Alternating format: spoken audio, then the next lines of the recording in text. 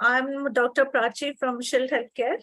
Thank you very much for joining today's webinar. A warm welcome to all of you, especially to our esteemed guests and faculty members.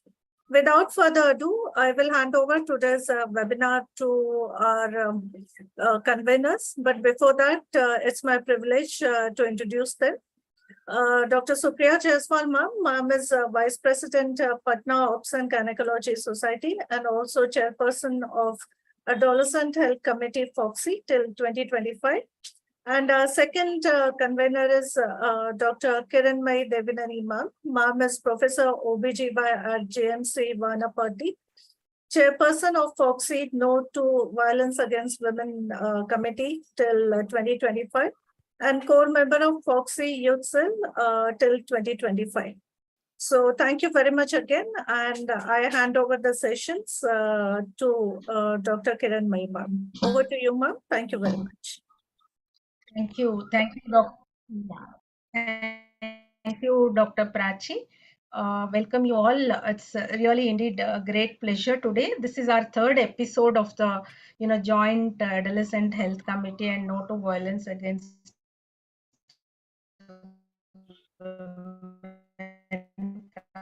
focus on the very much important act, that is POSCO and all its nuances. It's my privilege to welcome Hrishikesh Pai sir, who is in London for RCOG. He would join us shortly. And our very dear Alka madam is here, our Vice President. Dr. Sampath madam and Dr. Madhuri Patel madam, our Secretary General and our Vice President, are in London. They will join as per the convenience there. And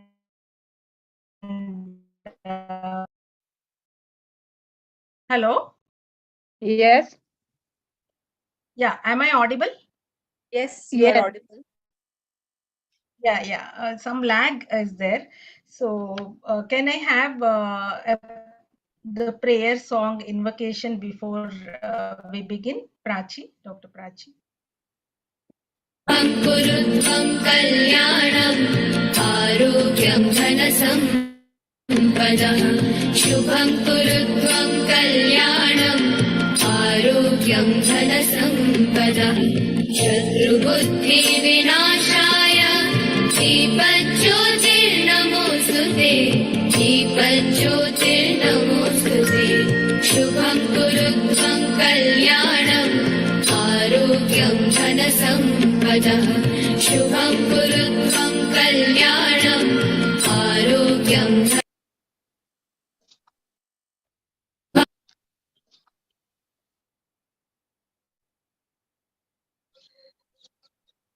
Unmute, madam. Dr. Kiran Mai. You're muted. Dr. Girish. Yeah, Dr. Girish, has he joined? He was in delegate link. Make him host. Dr. Girish Mane. Sure. Check. Yeah, if Dr. Girish is in faculty. So Dr. Hrishikesh Pai sir is our dear president of FOXI, and we all know all his wonderful achievements. Sir is the medical director of Bloom IVF and chief administrator of the much very well-known Manyata Society liaison with FIGO Women's Cancer Committee, and editor of Indian edition of British Journal of OB/GYN, editorial board member of many journals and many IVF organizations. Sir received 59 awards, including the FRCOG Fellowship and Eminent Physician Awards, and Mox BN Purandare Award, Kanak Goyal Community Service Award, and so many others. He has delivered 700 plus lectures, 20 plus orations, many research papers, and editor of multiple books. And he had been the past Secretary General and so many other things in FOXI. Above all, he's such an endearing person, very friendly, very affable and approachable, always there for us. I think he'll join shortly, even if for a few minutes. I extend a warm welcome to sir. Can I have the next CV slide of our guests of honor? Dr. Madhuri Patel, madam, also is at RCOG. Madam is Secretary General, FOXI, and Madam is Associate Editor of Journal of Obstetrics and Gynecology of India. She's Honorary Clinical Associate, Wadia Hospital, Honorary Consultant of Police Hospital, Mumbai, Visiting Consultant at St. Elizabeth and Masina Hospitals, Mumbai. She's a very good teacher, and again very humble and stable and balanced person who is always smiling despite her unimaginable workload and 20 hours. Mrs. Shailaja and Mr. Narayan Pandit Award for the year 2019 and 2020. Welcome you, ma'am. I know though you are in London, you are with us in spirit. Can I have the next CV slide? Sampath Madam is our Vice President from the South Zone and in charge for Supriya's committee, that is Adolescent Health Committee. She's a National Correspondent, Editor, Journal, OG, and Founder Secretary of TNFOG, President of Board of Studies of OGTN, Dr. MGR Medical University. She was very dynamic and vibrant chairperson of the Adolescent Health Committee. Welcome you, ma'am. Can I have Alka Madam's series slide now? Madam is with us. Madam is in charge of my committee, that is No to Violence Against Women Committee. Madam is again a very silent but strong personality who does a lot of community work in terms of cancer prevention and girl child education. I keep seeing Madam's programs across Patna and the whole of North India. Madam is Associate Professor of Patna Medical College. She is Member Governing Council of ICOG. She was the Chairperson of Practical Obstetrics Committee, FOXY. Again, National Corresponding Editor of our journal, 2017 to 2020, 2021 to 2023. She was President of prestigious Patna OB-GYN Society, 2012 to 14. Joint Organizing Secretary for the very successful 57th AICOG 2014 at Patna, and Organizing Chairperson of the 24th Box on 2014. Welcome you, ma'am. It gives us great pleasure to have you with us today. We would look forward to your message. Alka madam. Thank you, Kiran. And Kiran, Thank you, ma'am, for joining. I keep on watching her post on the Facebook. She is an ardent lover of nature. Every time I see with some sweet kitten, flowers, all types of flowers. And also she is a very serious worker and hardworking person. I've seen so many posts of hers where she has been going to the schools for doing no to violence programs. Then my dear Supriya, Vice President of Patna Obstetrics Gynae Society, then Adolescent Committee Chairperson, Foxy, a very dynamic worker, and she is really very soft-spoken and very dynamic.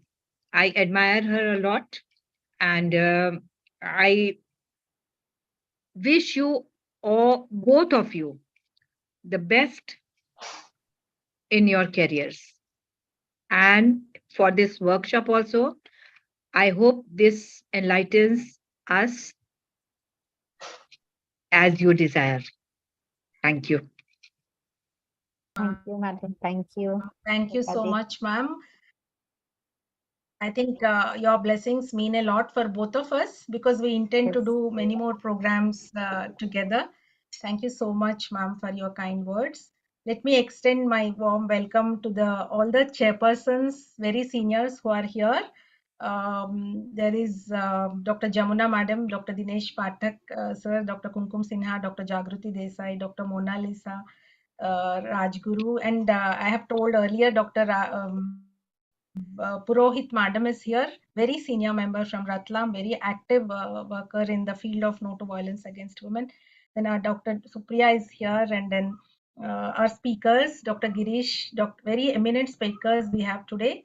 Dr. Girish, and who we know how much Dr. Girish has worked in Adolescent Health Committee. Then Dr. Richa, then Dr. Jairani. Welcome you all for this.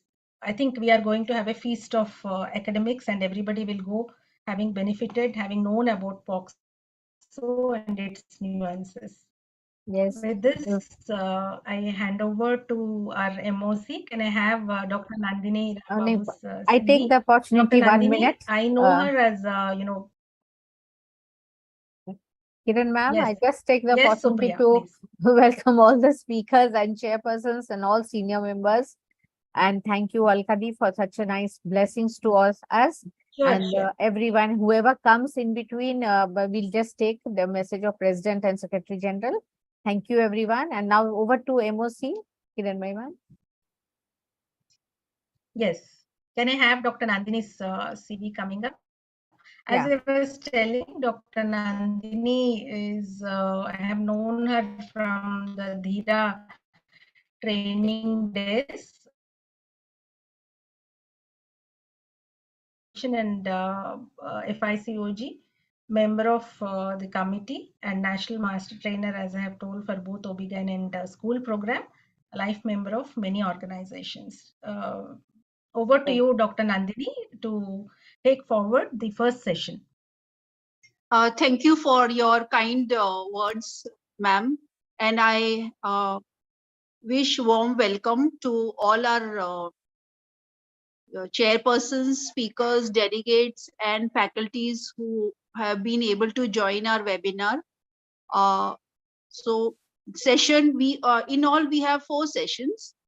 Session 1 will be on decoding Pocso for obs and gynae section, which will be by Dr. Girish Mani sir, and session 2 will be Pocso and the Medical Termination of Pregnancy Act, which will be intersection and interactions by Dr. Richa Sharma. Session 3 will be Adolescent Sexuality in Context of Pocso, that will be by Dr. Jira Rani Kamaraj. And session 4 will be Examination of a Sexual Violence Victim, Do's and Don'ts by our own speaker, Dr. Kiran May Devi Naini. So we will begin with session 1, Decoding Pocso for Obstetrician and Gynecologist. And with a warm heart, I want to welcome the chairpersons, Dr. Rajal Thakkar, Dr. Mala Srivastava, and Dr. Jagruti Yogesh Kumar Desai. Professor Dr. Rajal Thakkar Madam is the chairperson of Adolescents Health Committee. Madam has got a lot of future plans for Adolescents Health Committee. Her theme is catch them young and teach them right. The motto is reaching the unreached. Madam is Professor Obs and Gynae, HNL Municipal Medical College, Ahmedabad, National Coordinator, Adolescents Health Committee 2019 to 2022, and member of Adolescents Health Committee from last several years. Past President, Ahmedabad Obstetric Gynecological Society 2020-21 and 2018 to 2019. Has covered more than 1 lakh adolescents since 1998. Girls and boys, including Divyang tribal groups across India, Gujarat, Kargil, Ladakh, Himachal Pradesh, Nagaland, Assam, Meghalaya, and Tripura. Selected for training at India and Lund University, Sweden for national training program on adolescents-friendly health services. 27 research publication, author of chapters, and she is the invited faculty and has got several awards and felicitation. Welcome, ma'am. And the other chairperson is Dr. Professor Mala Srivastava. Madam is head of Gynec Oncology Unit. She's a senior consultant and professor, JIPMER, Gynec Endoscopic and Robotic Surgeon, Sir Ganga Ram Hospital, New Delhi. She is Vice President-elect ISO PUB 2023 and 24. Past President AOGP 2022, 2020 and to 2021. Madam's area of interest are gynec oncology, gynec endoscopic surgery, and gynec robotic surgeries. Fellow of Minimal Access Surgery, trained in robotic surgery at France. awardee of Foxy Achiever Award 2023, founder, joint treasurer of AGRS, that is Association of Gynecologists Robotic Surgeons, secretary general of NIGF, that is North India Gynecological Forum, awardee of Abdul Kalam Excellence Award of DGF, awardee of Dr. Subhash Mukhopadhyay Women's Health ICON Award 2021, and awardee of Women Medical Professional Award by Ayushman Bharat Gyan ICH 2021. Hall of Fame recognizing the Stalwart Circle of Excellence Award by OSPA 2021. ICOG Governing Council Member Dr. 2021. Dr. Nandini. Yeah. The other chairperson is Dr. Jagruti Yogesh Kumar Desai, Madam. Madam is consultant obstetrician and gynecologist and laparoscopic surgeon. Special interest in infertility. Private practice at Udna Hospital Private Limited since 1985. Visiting consultant at Nirmal Hospital Private Limited. Credential IMS menopause practitioner, master trainer of DIRA program 2021 to 22, Foxy UNICEF, President Udna Medical Association 22 to 24, and President of Dr. Surat Nandini, Obs and kindly Gynec please be Society. brief. Hello. Be brief, please. Yeah, that's all right, Dr. Nandini. Yeah, we have Welcome, to give ma'am. our Welcome, speaker ma'am. and the chairpersons to interact and the delegates the benefit of the discussion. Thank you, Nandini. Yes. Good evening, everyone. It's my pleasure and privilege to introduce the first speaker of the day, Dr. Girish Mane. Sir is Adolescent Committee Chairperson, Adolescent Gynae Committee, AMOX 2022-24, past Chairperson of Adolescent Health Committee of Foxy 1922. Past President of Yavatmal OB-GYN Society, Vice President ISUPA Vidarbha Chapter, and Sir is very passionate about adolescent health, and we are eager to listen from Sir regarding decoding POSCO for OB-GYN. Over to you, Sir, for your scientific deliberation. Thank you very much, ma'am. Am I audible? Yes. But Yeah, actually, we are having a little bit rainy kind of atmosphere, so I may be a little bit weaker in my this connection. So excuse me if something goes wrong like that. So I'll share my screen first. And thank you very much, Kiranmay Madam, Supriya Madam, for giving this opportunity. As you all know, not only adolescent but Pocso is very close to my heart. Can you see my this slides? Yes. Yes. See, we want Make it full screen. Just 1 second, huh?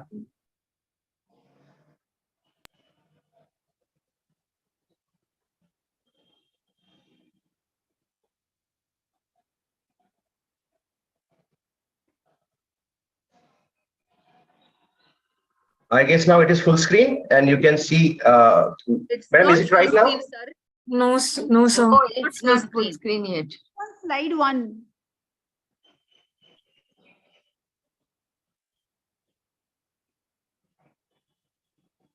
It's a very important topic because there is a lot of confusion regarding the POSCO Act. Is it now, the ma'am? slides, but not full screen. Sir, I think you'll have to. You have to put the slideshow, sir. Girish, sir, you put the slideshow. Yeah, I have done same thing. You can stop and again start.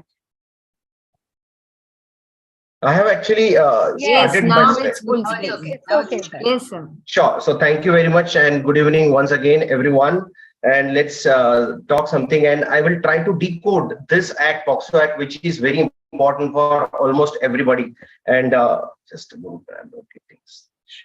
Yes. So before whatever I'm trying to tell you, I want to put this disclaimer in front of you that whatever I'm telling today, these are my personal review after reading so many books regarding the POSCO, and I have even discussed this topic with many stalwarts, and sometimes there are very practical aspects also. So whatever I'm trying to tell you is regarding the book, regarding our duties, and what are the difficult situation in the POSCO. So I may differ at some point, and everybody is most welcome for the suggestion and advices. And my most important request to everyone, please you have to follow this POSCO Act very practically in your practice. Really, is there any need to know about the POSCO Act? Yes, there is no question about it. It is not only the need, it is 100% needed. No question about that.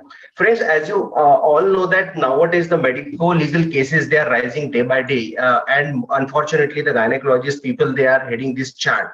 And not only this, but we are coming across so many laws in our day-to-day practice as an obstetrician. If you are not doing MTP, then there is no worries about the MTP Act. If you are not doing sonography, even if you are not knowing that PCP Entity Act, it's okay. But you have to know about the POSCO Act, because inadvertently you are coming across the cases where even if you are not taking the patient in your OPD, but you are coming across these cases and unknowingly you are getting engulfed in these acts.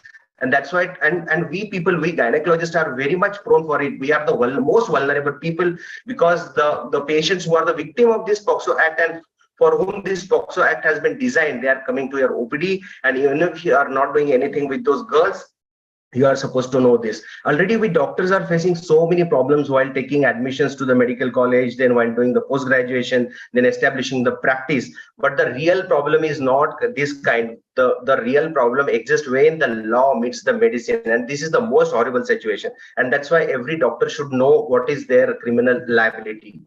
And please mind it well, never the law will come to your door. You are the person who is supposed to know everything about the law. Even though you are not knowing everything about the POSCO Act, but at least you should know what is your own duty regarding the law, and at least you should know this law to some extent. Friends, ignorance of the law can never be an excuse. You cannot make this kind of faces that, sir, I was not knowing, humko ye batana padta and I have to do this and that. Making this kind of faces will never be justifiable. There are some myths and confusions not only amongst the law people or the police department, but even the gynecologists, they are having some myths and some confusion. Sometimes they are in confusion that my patient, she's married, but she's below 18 years of age. What should I do? Is there any obligation on my part to inform to the police? Then sometimes you are suspecting that patient is a minor case. I mean, she's below the 18 years of the age, but she's having no document with her. I mean, there is no age proof with her. So you are in confusion. Sometimes the patients, they are not ready to inform to the police. Then what you should do? Then some people, they are under impression that I will not do MTP of that patient. I have not done MTP. Then why I should inform to the police? So there are many confusions, not only with the police, these doctors also, but even the police departments are having some confusion. So let's discuss some important points regarding this very important this act, which is called as Protection of Children from Sexual Offences Act 2012, which was amended in 2019. This is Rajpatra, that is the protection, this POSCO Act. Friends, my first question to everyone: have you ever had a married lady who is married but who is pregnant and she's coming to you either for delivery or for MTP at the age of 18? Then have you ever come across a patient who is unmarried girl and she came to you in your hospital for MTP and she is below 18 years of the age? Have you ever diagnosed even the pregnancy in a girl who was below 18 years either by USG or clinically or by doing UPT?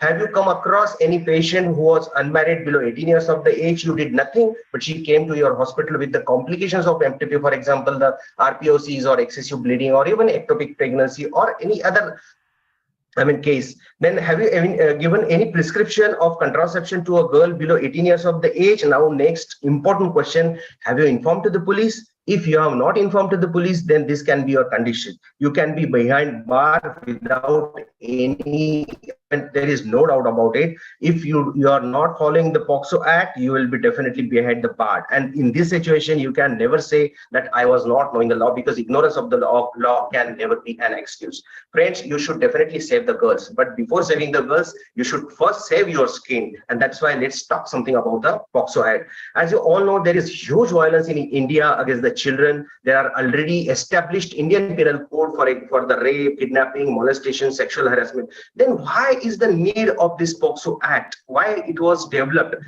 when we are having this Indian Penal Code since 1860? The reason behind the POSCO Act, because all these existing laws, they are not enough to address the sexual offenses against the children. They are dealing the adults as well as the children in the same way, and that's why they are taking a lot of duration for their results. And there is no specific provision of any law which can deal with the sexual abuse against the male children, and that's why this law has been developed. And according to this law, any person who is below 18 years of the age is defined as child, maybe girl or a boy. Officially, this law, this was published in the Gazette on 20th of June 2012, and it was brought into the force on 14th of November 2012. And popularly, it is known as POSCO Act and not a POSCO Act. These are the salient feature. There are special code. We are supposed to inform to the special people like SGPO. I will tell in short later on. This law is non-gender specific. It is equal for the boys as well as for the girl. And when both the person who is survivor and the person who is a perpetrator, then the Juvenile Justice Act is applied here. And everybody must know, according to the Indian law, the age of consent of the sex in India is 18 years, and many people, they are in the wrong impression that any person who is above 16 years can give consent for the sex. No, friends. Even though the sexual activity is consensual below 18 years of the age, according to the POSCO Act and according to the criminal law, which was amended in 2013, it is the offense. And these are the offenses under POSCO Act which are not applicable for us. So I will skip all these things. These are the offenses. These are the punishment. Punishments are various, right from the 7 years up to the even death also. And this law is applicable not only for the doing some some activity, but even for the abatement and even for the attempt. When somebody provokes the girl or a boy below 18 years of the age for any kind of sexual activity, they can be penalized. And the reporting is absolutely mandatory, as I have already told you. See, in the adult woman, it is not mandatory to all the person to report the sexual violence against the adult woman, but only hospitals are obliged. They have to inform to the police. But it is absolutely mandatory on a part of every person, not only with the knowledge of sexual activity, but even though they are having some apprehension that the sexual activity has been done, they are supposed to inform to the local police, either local police or special juvenile police unit. These SJPOs, they are not developed everywhere. Right now, they are only in the bigger cities, but the small places like my place, we have to inform to the local police because there are no SJPOs. Now, when and how to report the offense, you have to lodge one FIR. Basically, it is not a FIR. It is not a first information report. It is just a information report.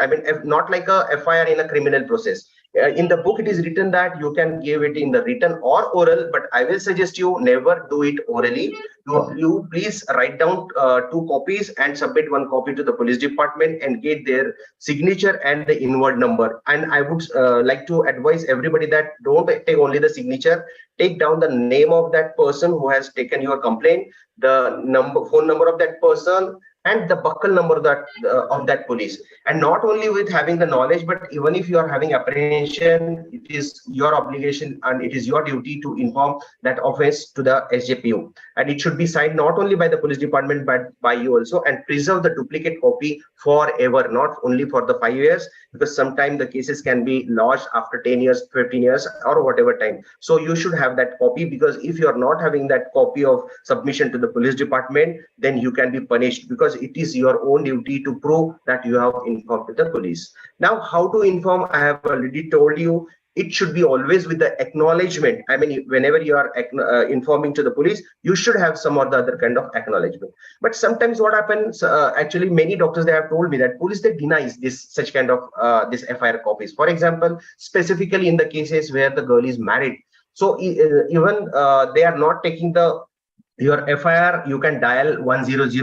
You can send it by registered AD. Then you can even send the mail. You can do a telephone with the recording. You can inform the higher police officers, and you can even inform to the CWC, that is Child Welfare Center. And the bestest way is to dial 1098.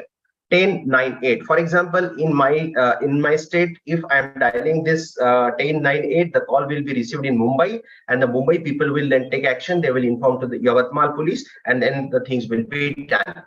And very important suggestion, don't make any kind of delay. It's very strongly recommended to everyone. Do it at your bestest, fastest level. And if you are avoiding, if you are not giving these reports, then you can face the critical condition, and this can be condition you a doctor behind bar. And if you are failing to inform to the police, then you are punishable for imprisonment of 6 months with fine, or both things can be applicable.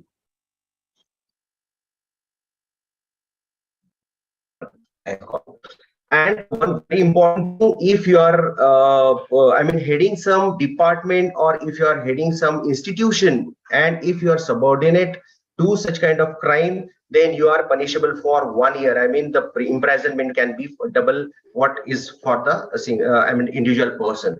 And mind it well that if you are doing some false complaint, then they are also punishable. But if you are able to prove that whatever you have done was not in bad faith, and it was given in a faith, then nothing against you. There are certain direction to the media. Media cannot disclose the identity of that child in any form. Then the procedure of is a little bit specific here, and there are certain laws which are applicable to the police department. So keep this file. There are some differences in the medical examination of the this victim. These are the principle and rights of that girl. This girl who is, or that boy or girl. Extremely sorry.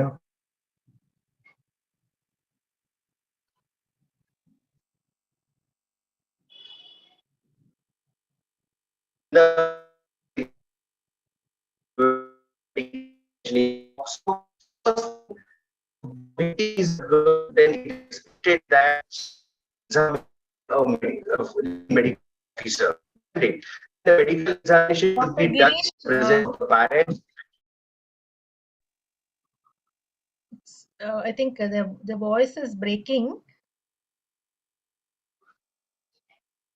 Some connection start there, so he may go out lost of connection. Yeah, he said it's raining there, so he may go out of connection.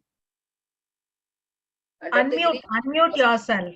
Yeah, I think you can switch off the video and try maybe. I will do that. Is it? Am I audible now? You are audible. Yeah, you are audible now. Yes. So in Pocso, examination has to be conducted even if there is no FIR copy or complainant copy, and you should do the examination within 20 hours.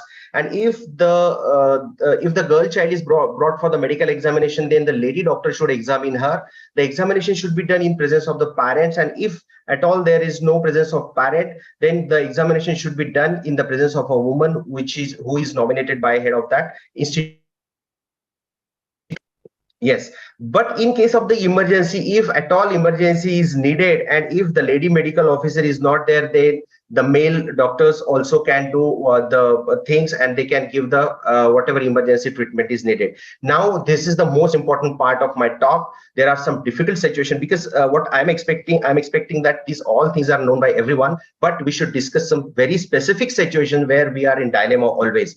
Now, everybody knows that we have to maintain the confidentiality in the MTP Act, but have to inform to the police, and that to be with the name, address, and everything. So what to do? So in such cases, you have to follow the POSCO Act, and we have to inform to the police with every details of that girl, and you are not abiding, or you are not breaching confidentiality under the MTP Act, because that is expected in that. Okay.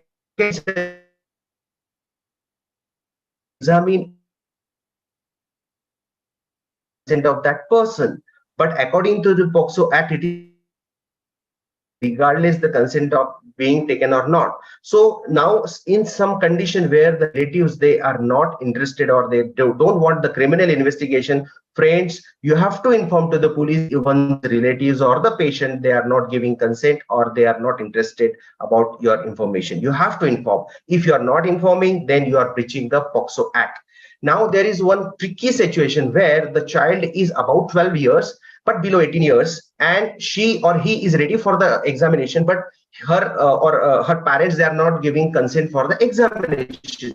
Now, as you all know that any person who is about 12 years of the age can give consent for the medical examination, and according to the section 41 POSCO, the medical examination can be done only if the parents gives the consent. So what we should do when the parents are not ready but the girl is ready, so in these cases to do the examination of that girl with the consent of any other person who is known to that boy or that girl, because there are some cases where the parents were the culprit, the perpetrator was father and he was not ready to give consent for the examination. So in such cases is about 12 years of the age, and if she's not lunatic, proven lunatic, then you have to take the consent of that girl, then consent of any other person, and you have to go for the examination. Yeah, I have already told you that the examination of a girl should be done by a lady doctor, but sometimes in some institutions the girls are brought in treatment and there are no lady doctor. Then in such act, you have to give the emergency treatment even though you are having male doctors with you. Sometimes the patient says that she is 19 years of age or 20 years of the age, but you're not sure.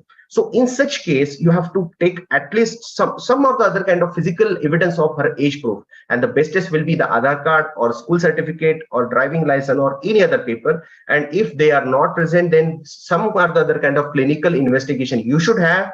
And if you don't have anything, but you are suspecting that she is below 18 years of the age, then you have to inform to the police, and that will be the headache of police department to investigate her, to know the age of that girl. And even if she's above 18 years of the age, and even if you are informing to the police, then you are not at the fault because you don't have any proof about the age, and that was your suspicion as a doctor. So you are having a good intention for the POSCO Act, so you will not be at fault and you will not be punished for that. Now it is mandatory on your part to report even if you are suspecting any child sexual abuse, but you are not confirmed. So if you are informing with a good intention, then there will be no fault from your part, and nothing will happen with you. Sometimes what happens, very close patient comes to my hospital. For example, I have done hysterectomy of her auntie or hysterectomy of her mother, so many deliveries from her family, and she's very known to me, she's very close to me, she's below 18 years of the age, and she is a proven patient of either pregnancy or she's coming for MTP. Friends, in such cases, to ignore the relation, ignore whatever you have done for her family, and ignore even the forthcoming patient from her home, and go and inform to the police, because if you are not doing such act, and if it comes on the floor of this court, then you will be punishable for 6 months. So it is always better to inform to the police. Now, sometimes what happens, we have informed to the police, now you are supposed to do MTP of that girl. So what you should do, are you supposed to take permission from the police department? No, not at all. There is no need of taking this permission from the police department for the MTP of that girl. You are only supposed to inform to the police, and you have to ask them to collect the RPOCs as a evidence for the DNA profiling, and you can go for MTP with your procedure. First, examine that girl, do investigation, whatever investigation are applicable for that patient, decide the method of MTP, go for it, preserve the POCs in normal saline, preserve it for 72 hours, and when you are giving FIR, write down one sentence that please collect the RPOCs from my hospital within 72 hours.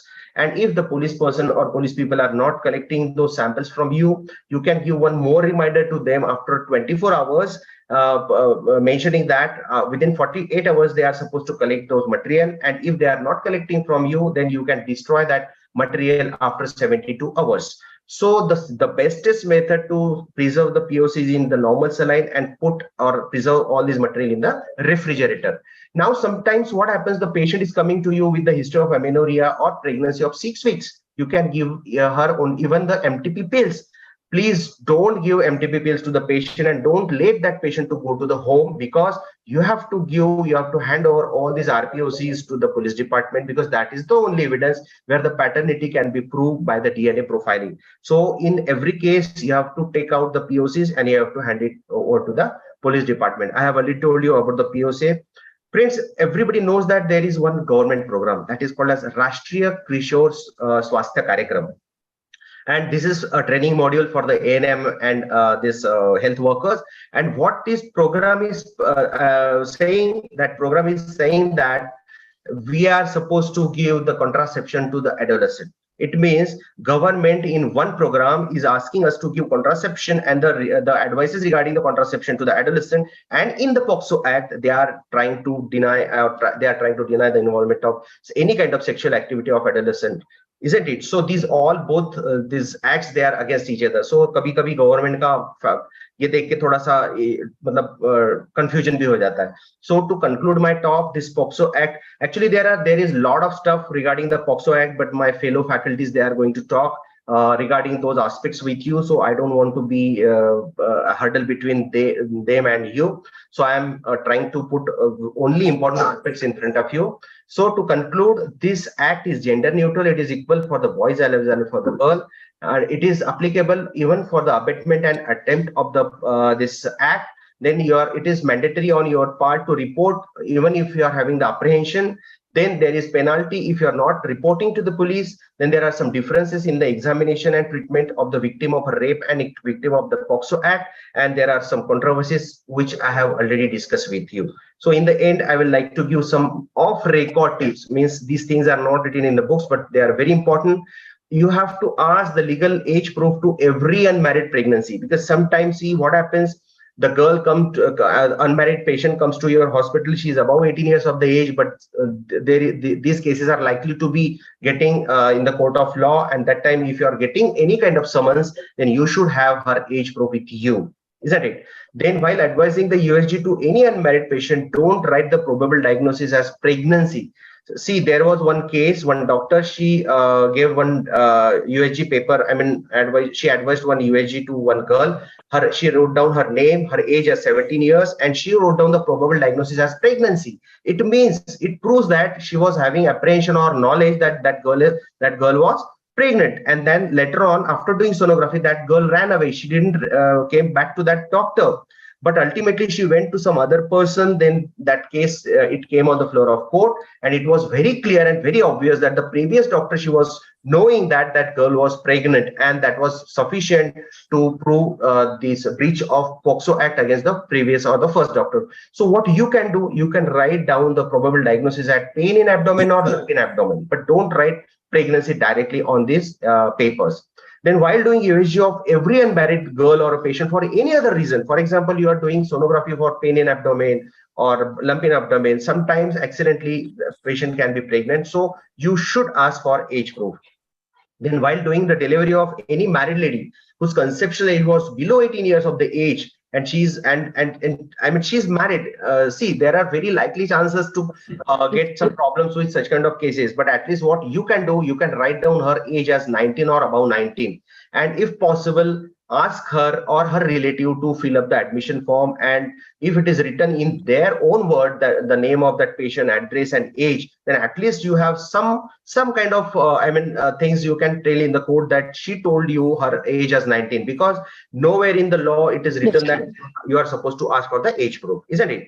Then please educate all other doctor friends of yours, for example, the sonologists, the pediatrician, the surgeons, even the pathologists who are diagnosing the UPT, who are doing UPTs and diagnosing the pregnancies, even they are having obligation to follow this POSCO Act. But most of the doctors, they are not having the knowledge of the POSCO Act. So please educate all your doctor friends and make a separate copy of all the FIR and preserve it forever, because all other papers we are supposed to preserve for either 3 years, for 5 years, or for 7 years or 10 years. But you can, you may get all these important FIR documents to be, in the court of law even after 10 years or 15 years also. So preserve it forever and inform every patient who is below 18 years of the age and who is pregnant and coming to your OPD. Please inform even though that girl is very close to you, isn't it? So in the end, I will just tell something that don't do the practice very ethically. First, whenever patient is coming to your hospital, first think medico-legally, then think ethically, and then whatever you want to do. Because nowadays, just forget that we are God and we are for service of the society and everything. Because जब कोई लोचा हो जाता है, लफड़ा हो जाता है, and when you are facing this criminal offenses or the court of law, then nobody comes to you and nobody will say that the doctor is very innocent. So please don't forget this photograph, a stethoscope with this hatkadi, and please try to follow this POXO Act, because just like PCP-NDT, when PCP-NDT was amended, it was brought in action, nobody was very much serious about the PCP-NDT Act. We were a little bit, easy with the PCP-NDT Act. Then the law people, they came into force, and many doctors, they faced so many problems with the PCP-NDT Act. Same thing will happen with the POXO Act, and when this act will be known to all the police people, media people, and the judiciary people, then even if you have done something before 10 or 20 years before, then you can be in trouble. So try to follow the POXO Act and inform every pregnancy below 18 years of the age to the police without any clerks. Isn't it? So thank you very much. I was very fortunate to have such kind of team with me during my tenure. Because of that, probably I could achieve that award for best committee chairperson. And thank you very much, Kiran May madam. Thank you very much, Supriya madam. And thanks all chairpersons, and thanks every delegate. Thank you very much. Dr. Girish, please switch on your video. Yes, ma'am. Yes. Yes. Over to So, chairperson. yeah. So thank you very much, Dr. Girish Manin. Excellent deliberation. Congratulations Thank for you, giving ma'am. us, congratulations for giving us perfect insights on the very important topic of POXO. Your expertise and dedication in addressing this sensitive topic is truly commendable. Thank you, ma'am. And we appreciate the clear cut and the practical and the legal guidance which you gave to our audience, which will undoubtedly enhance their ability to respond to all the cases of child abuses. And thank you for your valuable contribution once again. Thank you, ma'am. Thank you. Empowering our audience with the knowledge and tools to make a positive impact. And the most important part was, everyone should remember that ignorance of law is no excuse. So thank you very much for giving us Perfect. knowledge. Yeah, I Thank just want Thank to you. add one thing. Please, ma'am. Congratulations, Rajal, Girish. This madam. is Rajal from Ahmedabad. Thank you, ma'am. And Yes, ma'am. very rightly said, to ascertain the age is very, very important, because what happens that when we give for radiological estimation of age, there is always they give it in between 14 to 16 or 16 to 18. So there always is a problem. So we have to take care of this also, and we need to be keeping this mind. Secondly, confidentiality and privacy is very, very important for all patients, but especially for the adolescent age group, because what happens in a general hospital, suppose a young girl comes, then we have to be very, very careful. Maybe the class 3, class 4, or some senior person, they just casually tell that this happened and this happened. So we have to be very cautious in dealing with and talking about such patients. And thirdly, most important is, we do get patients who are less than 18 years of age, and they are married, and they are, because we have the unmarried, young adolescent pregnancies and married adolescents who are less than 18 years of age.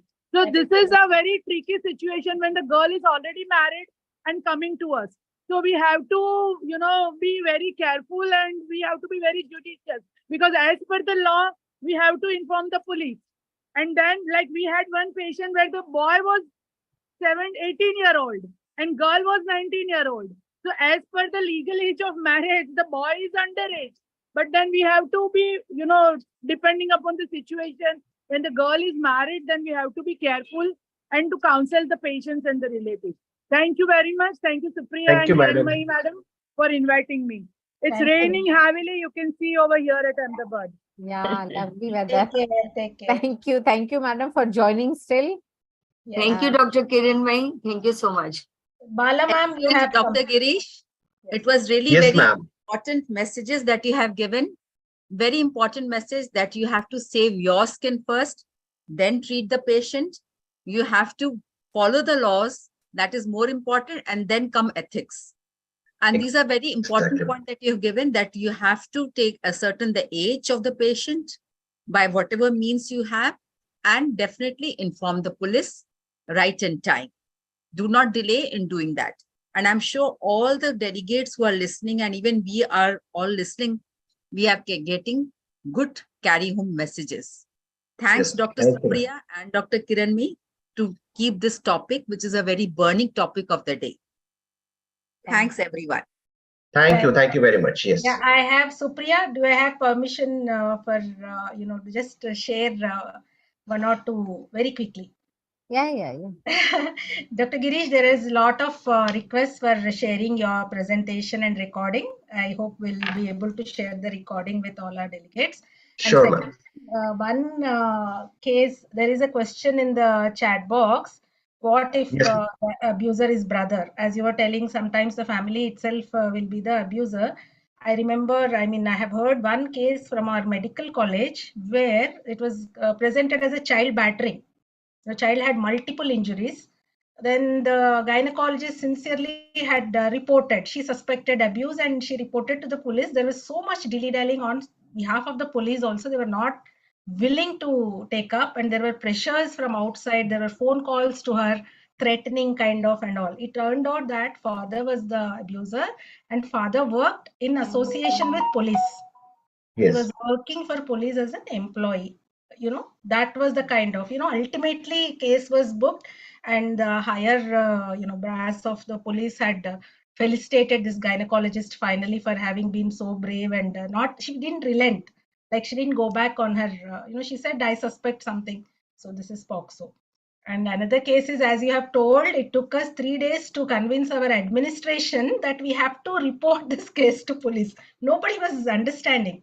So that is, nobody other than us has even this bit of knowledge about Pocso. As you have told, everybody has to be educated. Nobody knows, many of even our own fraternity doctors. Yes, ma'am. Thank you so much. Yeah, over to you, Supriya. Sorry if I have taken up. No, it's all right. Very nice you shared. Thank you, madam. Now over to the second session. We really thank the speaker, Dr. Girish Vane sir, for the wonderful talk. Many people are benefited and they are so much after your presentation. So we'll be happy to share that. So thank you, sir. Thank you, ma'am. Yeah. So session 2 is POSCO and the MTP Act, intersection and interaction. So to chair the session, we have a senior gynecologist, Dr. Kumkum Sinha. She is consultant obstetrician and gynecologist, specialist sonologist, past president of Patna OBGY Society in 2015-16. She has also been the chairperson ICOG, AICOG 2014 Patna, chairperson scientific committee zone IMS conference. Then she's also the advisory member, Imaging Science Committee. As Secretary POC, she also won the DK Tank Award and J. Mishra Award. She was the treasurer of IMA Women's Wing and superintendent GC Hospital. She is a very friendly, very lively, very lovable personality. And overall, she's very close to all of us and past president of Patna OBGY Society. Welcome you, Dr. Kumkum Sinha, madam. So much, Supriya, such kind words and nice words. Thank you. And Dr. Marianne, another one who is really very, very keen on all this adolescent work and all the no to violence. President Nagarcoil Obstetric Gynecological Society in 1618, President Rotary Club District of in 2023, National Coordinator Safe Motherhood Committee, then ICOG registered faculty, and she is also the South Zone Coordinator of Adolescent Health Committee, FOXY. And she has also been awarded by Foxy Milan Smriti Award and Foxy FEM FEM Award, then BS Roy Award. She is a really gem of a person and very, very gentle. With these words, I welcome you, Dr. Marianne, madam.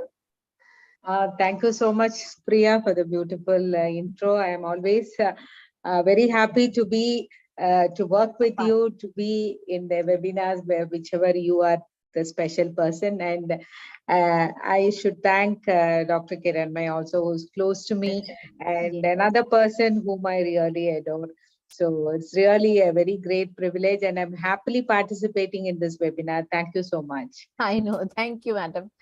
Dr. Monica Gupta is the third chairperson who is a professor, VMC and Safdarjung Hospital, New Delhi, and she's fellow of Urogynecology and Pelvic Reconstructive Surgery, chairperson AOGD Urogynecology Committee. She's been the secretary of AOGD and Narchi Delhi, editor of ICOG, and she is also the North Zone coordinator, FOXY, Food and Drug Committee, Medical Committee of FOXY, and she's been recipient of many awards like Kamini Rao Yuva FOXY Award, an Orator Award, Travel Fellowship Award. She is a brilliant personality and she's very keen on doing so many workshops, and she also does many activities in many fields. So over to you, Dr. Monica Gupta, and now I request Dr. Kumkum Sinha madam to kindly introduce the speaker, Dr. Richa Sharma. Thank you, Supriya. Yeah, am I audible? Yes, Yes, you're audible, madam. Oh, so it is my proud privilege to introduce this Dr. Richa Sharma. She's given such an impressive CV, and being so young, she's achieved so much. So I'm feeling very proud to introduce her. She is Professor, Obs and Gynae, University College of Medical Sciences and Guru Tegh Bahadur Hospital, Delhi. And FOXY MTP committee chairperson, she's still there from 21 to 24. A national corresponding editor, Journal of Obs and Gynae, that is Jogi, from 21 to 24. And she's also the IAG managing committee member, 22 to 24. And she was also the editor there in the newsletter and joint secretary of the Delhi chapter. And she also in the Delhi chapter, she's endoscopic committee chairperson 19 to 21 and organizing secretary, International Hysteroscopic Congress, Regional Asia Pacific Congress in 2018 Thank you, in Delhi. Dr. Kumkum. Thank you so much for the kind introduction. Okay, I will just, this is, I haven't completed. You've done so much. I have to say something. So the awards that you have won, madam, FOXY Korean Award in the junior category, the IPA, IPAS, Young Talent Promotion and MTP Committee Award in 2017, and Imaging Science Award, Dr. R.D. Pandit Research Award, CS Dawn Prize, and then of course, semi-finalist in the AIG Future Award 19. And you have got the CS Dawn Award also, and Wonder Foxian Award in 2019. And of course, there are so many others, and you have edited books, Stepwise Access to Hysteroscopy, and another book on intrauterine adhesions. And then you've got so many prizes, Best Case Report Prize in Narchi, and North Zone Yuva FOXY also in 2014. And you got first prize in FOXY Bio. Thank you, Dr. Kumkum. I think thank you for the wonderful and kind introduction. 75 publications, Thank you so more than much. 75 publications in international books and chapters, and presented more than 90 papers in state and national, and organized several workshop and training programs in your as a chairperson of your committee. So welcome. We're all eager to hear you. The floor is yours. Thank you so much. Thank you for such a kind introduction and such an elaborate introduction. Thank you so much. And a very good evening, everybody. And my regards to the chairpersons of my session. And thank you, Dr. Kiranmai, and thank you, Dr. Supriya, for giving me the opportunity. So I will just share the screen. So in another 15 to 20 minutes, I will be talking about MTP and POSCO. So first, we will touch upon the MTP Act and then the interaction and the intersection between the MTP and POSCO Act. Okay, so is my screen visible? Yes, madam. Yes. Okay, so I bring greetings from UCMS and GTB Hospital, Delhi. Okay, so now MTP, we all know what is a safe abortion.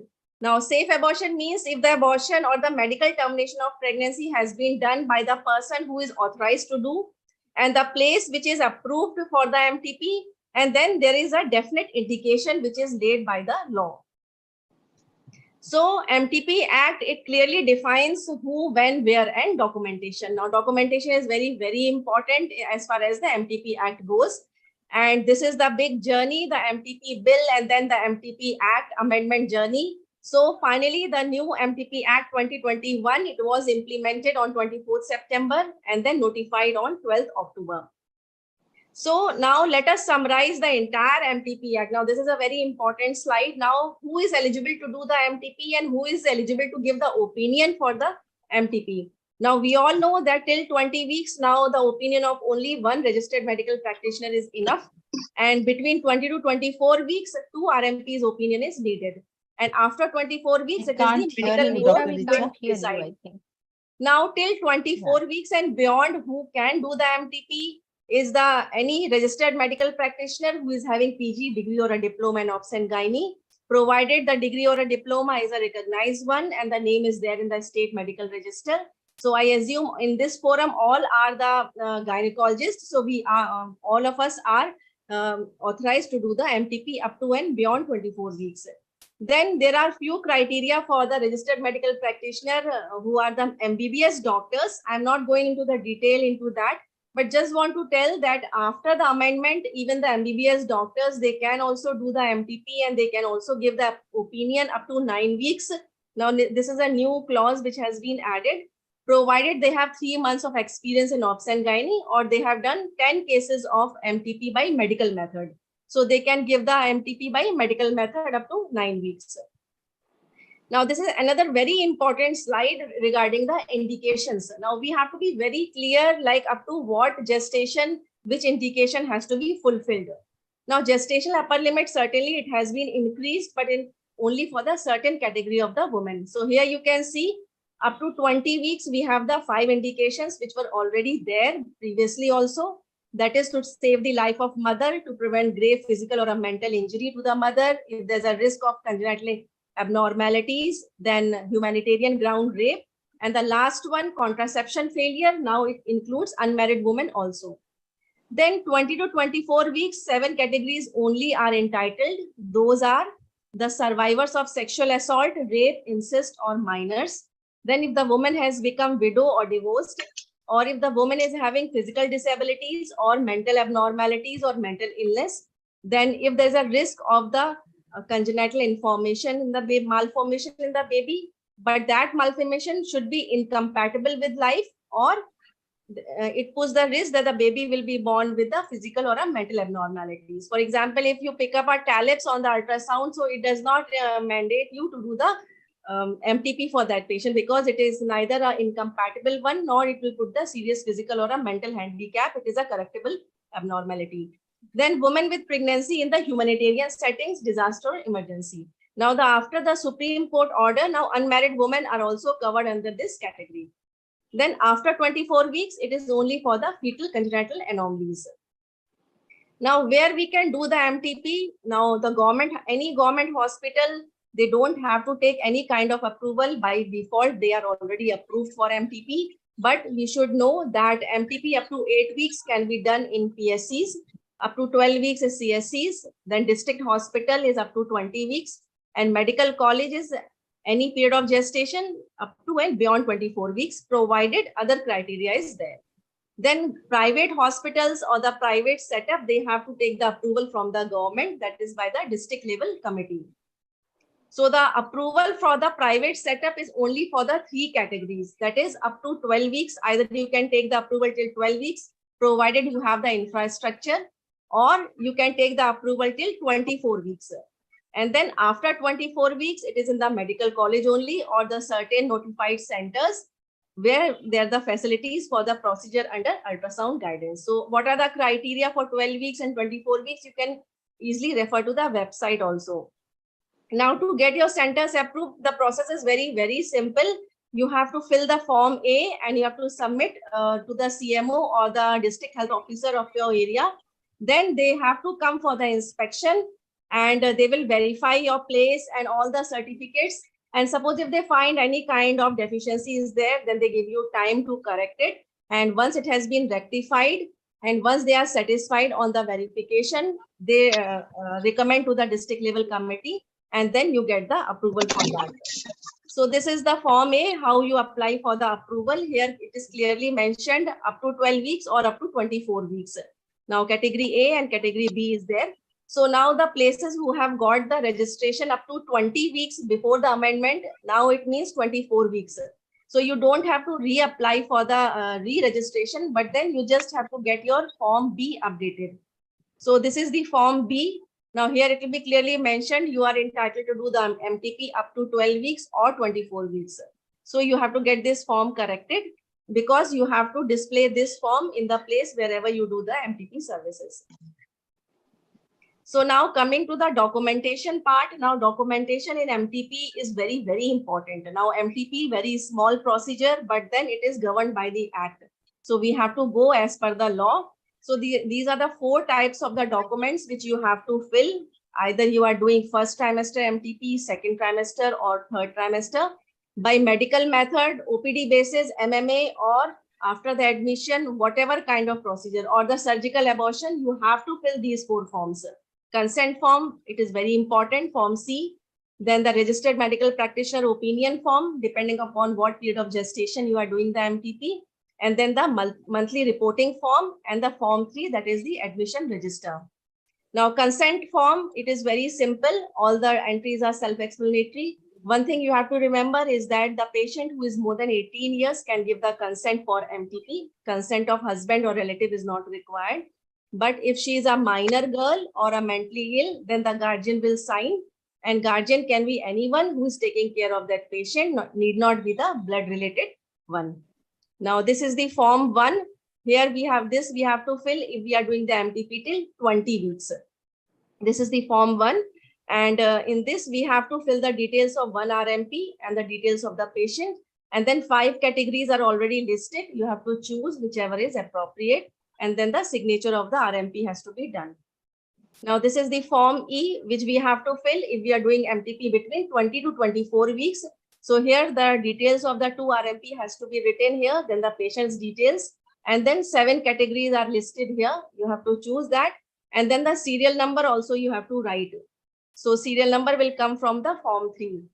And then 2 RMPs have to sign here. Now all these forms, they have been given by the Ministry of Health and Family Welfare. These are all the format, it has to be same. Now this is the Form D, that is for the medical board. Now this is the Form 2, which is again very important. You are supposed to send all your MTP data, previous month data, to the district authorities every month, preferably in the first week. So here you have to write the total number of MTPs which you have done in the different period of gestations, then total number of women in different religion, and then what contraception they have chosen, then total number of women with different indications on whom you have done the MTP. Then family planning unit has to sign, or the owner of the hospital has to sign and send it. Now this is the register, which is very important. It is called Form 3. Now this is a case record register or admission register. So there are the 16 columns which are very specific and they are fixed. You have to maintain your register this way. So you have to write the name of the hospital, and this register should be started every year. So the serial number you have to write, then the date of admission, name of the patient, and all the details. Details has to be fixed and they are same. Now after amendment, 2 more columns are added, that is method of MTP and then the contraception. So that also you have to fill. Now these documents is very important. It has to be kept under custody, very confidential one. And all the MTP documents should be preserved at least for 5 years. Now this is a serial number which I was talking about. Now once you assign a particular serial number to the patient, now after that all her documents, even the discharge summary, should ideally have the serial number and not the patient's name, so as to maintain the confidentiality.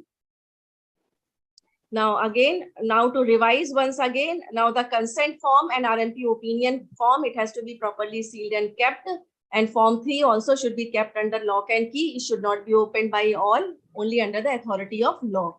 So these are the very medical legal documents which you have to preserve for your medical legal safety later on. Now coming to the POSCO Act, Dr. Girish has very well summarized the entire POSCO Act. So the POSCO Act, it was started to protect the children, which includes both boys and girls, from the sexual offenses. Now, there is a wide variety of sexual offenses which has been included under the POSCO Act. It is not only the sexual one, even as stalking a child, exhibitionism, beating, abusing, all these things are also covered under this act. And it is our duty, if we find any child who is subjected to sexual abuse, even pornography also, so subjected to any kind of abuse, we have to report to the police. And we can report just by dialing the child helpline number 1098 also, or the nearby police station or the juvenile police unit. And if we fail to report to the police, then we are liable for imprisonment of 1 year with a fine. So this is very important. So now coming to a girl can come to the gynecologist or to us in 3 ways. Either they can come on their own after the sexual assault, or they are brought by the police after the police complaint has been lodged in the cases of sexual assault, or a girl may come after the consensual intercourse and with the pregnancy. So, but whatever is the thing, we have to remember one thing very careful, that under POSCO Act, a minor girl who is less than 18 years, she cannot consent for sexual intercourse. So a pregnant minor girl, if she is married or unmarried, is a victim of sexual assault. So now there are few cases which I have just put for the clear understanding. Now, if suppose a minor girl who was subjected to sexual assault and now she has come to you, she without a police information, without anything, she is just brought by her parents or brought by her mother to you, then how you should respond? So as a medical practitioner, either we are in the private hospital or we are in the public hospital or any other medical health facility. Now, if we have the emergency services under our care, so we have to attend the child. We have to give the treatment, emergency treatment to all her injuries, and we have to conduct the examination after the consent. And we should not demand any kind of documents or the police document or the magisterial documentation before attending the child. We have to attend the patient, and simultaneously you can go ahead with the reporting the child also. So the doctor is bound to inform the police under POSCO Act. Now, medical examination, now the consent is very, very important. So the child who is more than 12 years can give the consent for the examination. But for the MTP, the child should be more than 18 years to give the consent. I'm not going into the detail of how to examine a victim of sexual assault, but because Dr. Kiranmai is already giving a lecture on that. So quickly, I will just skip this slide, but I just want to tell that this safe kit is very, very important. Now, whenever any minor or even the major girl comes after the sexual assault, now this kit, this is a safe kit, that is a sexual assault forensic examination kit. It is very important. We have to examine our patient within 96 hours. And this kit is so useful because it contains all the documents, it contains all the forms and all the material, and it gives you a clear-cut guide how you have to examine a child of a sexual abuse, what all samples have to be collected, and how they have to be handed over to the police. So this is a sexual assault forensic examination kit. This is just a video I thought I will show you. So all the documents are in a triplicate, and the one document has to go to the patient, other will go to the police, and then other will go to the hospital record. So this is about it, and details Dr. Kiran will definitely take. So let us move over to the next case. Now, suppose any minor girl, for example, 16 years, and she has come with a pregnancy of 3 months for antenatal checkup. Now, if suppose a boy is also a minor, or suppose a boy is a major, more than 21 years according to the Hindu Marriage Act. So in that case, now as a practitioner, as a gynecologist, what is your liability? What is your duty? So we all know that the legal age of marriage in India is 18 years for girls and 21 years for boys. But then there are so many couples who are underage. So we cannot, but still it is not considered to be the illegal. Any child who is born of the minor couple, they are also considered as the legitimate child. And the Hindu Marriage Act, they also clearly say that the marriage of a minor couple, it remains valid as long as the couple wants it to be. So it is again, so in that case, suppose if they come for the antenatal care, So we all know under POSCO Act, a minor girl, she cannot give the consent to sexual intercourse. So as the doctor, it is our duty to report this to the police. So now the moment you tell the couple that we have to report this to the police, they get worried. So we have to take them into the confidence. We have to counsel them. See, look, you are minor. Okay, you are happy in your married life. That is one thing. And we don't want to disturb your married life also. But then this is just a formality. We have to make a MLC, that is a medical legal certificate. We are not insisting for any kind of FIR because FIR is different. FIR means you are asking them to lodge a complaint against a boy, and then the investigation, court case, and then the punishment. So we are not asking for that, but MLC has to be made, police has to be informed, and receiving, it is always better to take the receiving from the police, always better to have a hard copy so that you can protect yourself later on. So receiving can be taken in your letterhead or in the hospital paper, anything. And as Dr. Girish also has said, you can inform the police in any way. You can make a phone call also, recording or anything. But what I find practically very useful, have a hard copy, receiving and the signature. Because what happens, the police after 2 years, 3 years, they come back. And then how are you going to retrieve the recording and other things? So if you have a hard copy, you can clearly show them, and then it will save you from a lot of wasting time here and there. So that is one thing. So such patients, so we just have to tell this married couple, okay, you are happy in your married life, that's fine. And we are not going to lodge a FIR, but you have to always take an informed refusal for FIR in your paper. And once you report to the police, your duty is over. You don't have to participate in any kind of further proceedings at all. Now, suppose a underage girl, less than 18-year girl, she comes with her boyfriend and they want to have the MTP. Now, this is a case of consensual intercourse. Now, boy may be 19 years and now she is 2 months pregnant and they want the MTP. So as a gynecologist, as a practitioner, what is your duty? So again, we have to inform to the police, we have to make the MLC, and since it was a consensual intercourse, so again, FIR should not be lodged. We should not insist them. Just take an informed refusal for that, and you inform the police, and then you can go ahead with the MTP. Now, in this case, MTP, who will give the consent is very important. Now, if the boyfriend who is 19 years, by default, he can give the consent because he is a major. But then it is always better to call someone from the family so that at the time of any complications or if anything is required, they can take care of it, because majority of the time the boys may run away also, we don't know. But as far as the law goes, the consent, now boyfriend can be the de facto guardian and he can give the consent for the girl for the MTP. So that is another issue. Now in this case, now in the cases of minor, now, if you are doing the MTP, it is very important. Now, suppose a girl, if she comes less than 20 weeks, and which indication are you going to choose now? Now, if it is a sexual assault, then definitely fourth indication is most appropriate. That is a rape, because you will be lodging the FIR and MLC also. But suppose this case, the previous case where it was a consensual act, so you are not supposed to choose the rape, because the moment you choose the rape indication, then you have to lodge the FIR.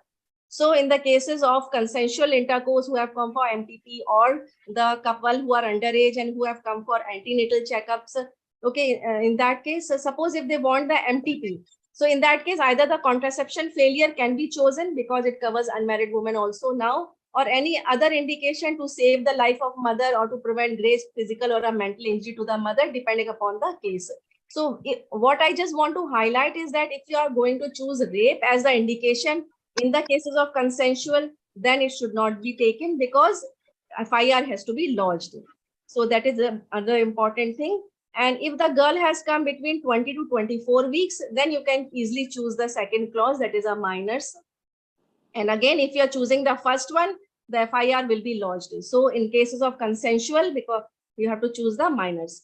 Now, if a minor girl has come after 24 weeks for MTP and the baby is fine, there is no congenital anomalies, then the board cannot take any kind of decision, because as per the amendment, the medical board, they will take the decision only for the congenital anomalies. And if a minor has come with a pregnancy and beyond 24 weeks, she has to file a writ petition. She will have to go to the court for the asking for the medical termination of pregnancy. Board does not have any right for them. So this is another thing. Now, another scenario, if a suppose 15-year-old girl who is brought by her mother or a relative and sexual assault has been done, FIR has been lodged, and now they have been brought to you. So what you should do in that case is, again, the rape we all know is the indication for termination of pregnancy. So MTP, yes, you will do the MTP, but consent, again, the consent mother or the relative or the parents can give the consent. But what is more important in such cases, the POCs are very important. So if after all the formalities, after filling up all the forms and taking the consent and the counseling, now 3 things you have to remember. You have to ask the police to collect the DNA kit from the forensic lab and get it to the hospital at the time of MTP. You have to fill the DNA kit, take the blood sample of the victim, fill the form and do the formalities. And then POCs, whatever you get the POC, you have to rinse it with the normal saline, put it in the container with a lid and hand it over to the police as early as possible. It has to be maintained certain temperature, that is 4 degrees. And then because that POC has to reach the forensic lab as early as possible for establishing the identifying the accused. So this is very important. And but now there is one Supreme Court order has come up. Now we all know under POSCO Act, any less than 18-year girl, we have to inform to the police. Now this is a Supreme Court order recently come out in 2022. Now the bench of justices, that is D.Y. Chandrachud and A.S. Bhopana, now they have said that the benefit of the Rule 3B, it is extended to all women aged below 18. So this means that the registered medical practitioner need not disclose the identity of the minor to the police, as is mandated under Section 19(1) POSCO Act, if it is requested in writing by the minor and her guardian. So it means the cases which are the cases of the consensual act, and if the patient has come for MTP or any other thing, so you need not report to the police, provided you take a letter from the signed from the minor and her guardian. So that is one thing. And the Supreme Court order, it is binding to all. But then I request everybody to follow the POSCO Act only, and let us wait till this Supreme Court order gets incorporated in the POSCO Act, and then we can go ahead like this. So till then, we have to remember one thing: minor girl, anything we have to report to the police, make the MLC, but FIR we have to reserve. Then MTP, again, it is a very serious offense. We all know. It has to be done by the authorized person at a approved place, because if it is not done so, then there's a rigorous imprisonment, 2 to 7 years, person who is doing and also the owner. Documentation is very, very important. Record keeping is very important. Now there is a 1 year of imprisonment with a fine. And we have to be very clear about the indications. I've already clarified all kind of indications, because these offenses are governed by the Indian Penal Code 312-16. If we are doing the MTP without any indications, then there can be the imprisonment of 3 years, 7 years, or 10 years. Person who is doing the MTP and also the woman. So we have to be very clear about the indication. And then consent is very, very important. Never do the MTP without consent. Life imprisonment or up to 10 years can be there. So you have to be very careful. And then if there is a death because of MTP and consent is taken for MTP, then also the imprisonment can be there for 10 years. So this doesn't mean that you stop doing the MTP. This just means that you should have a full knowledge of MTP Act, and you should stick to all the documentations, do your clinical examination and your workup, and also the drug protocols method as per the standards. So as long as everything is in place, you will be medico-legally safer. Now, this is the FOXY GCPR, which we had formulated, and this was released in April at Delhi. And very soon we are going to share this FOXY GCPR to all the FOXY members, so that you have a clear-cut guidelines how to go about it. Because Act is one thing which has been passed by both the houses of Parliament and signed by the President. It is a law. And then there are rules and regulations from the state and the ministry also how to go about it so that you are within the law. So we have incorporated all the basic points and everything in this GCPR, and very soon we will be sharing with you all. So now with this, I end my talk, and thank you so much. And once again, better to do something correctly than not at all. Better to be safe than sorry. Thank you so much for your patient hearing. That was a beautiful illustration. Really, you were very clear about everything. Like you summarized in a very, very beautiful way, Richa. And I think the audience will be, and all of us are really benefited by your talk. You were very clear about the new form modifications, register, and the medical legal documentations also. You have discussed the cases and how to approach and how to deal, and everything were very clear. So I should congratulate you for the beautiful presentation. Thank you, Richa. Thank you, Dr. Mary. Dr. Richa, congratulations for this excellent paper. You have dealt with so many mind-boggling situations where a girl is coming underage and the boy is there. But one thing I wanted to point out, you once said that the age of marriage for male is 21 and for female it is 18. But this has nothing to do with Pocso. Because the age, 18 age is both male and female, whether they are married or unmarried. This is Pocso. The age of marriage doesn't come here. That is another matter. What I meant, Dr. Kumkum, I think, because see, I just wanted to highlight, we have the minor couples, okay, girl less than 18 years and boy also less than 21 years, and they are married.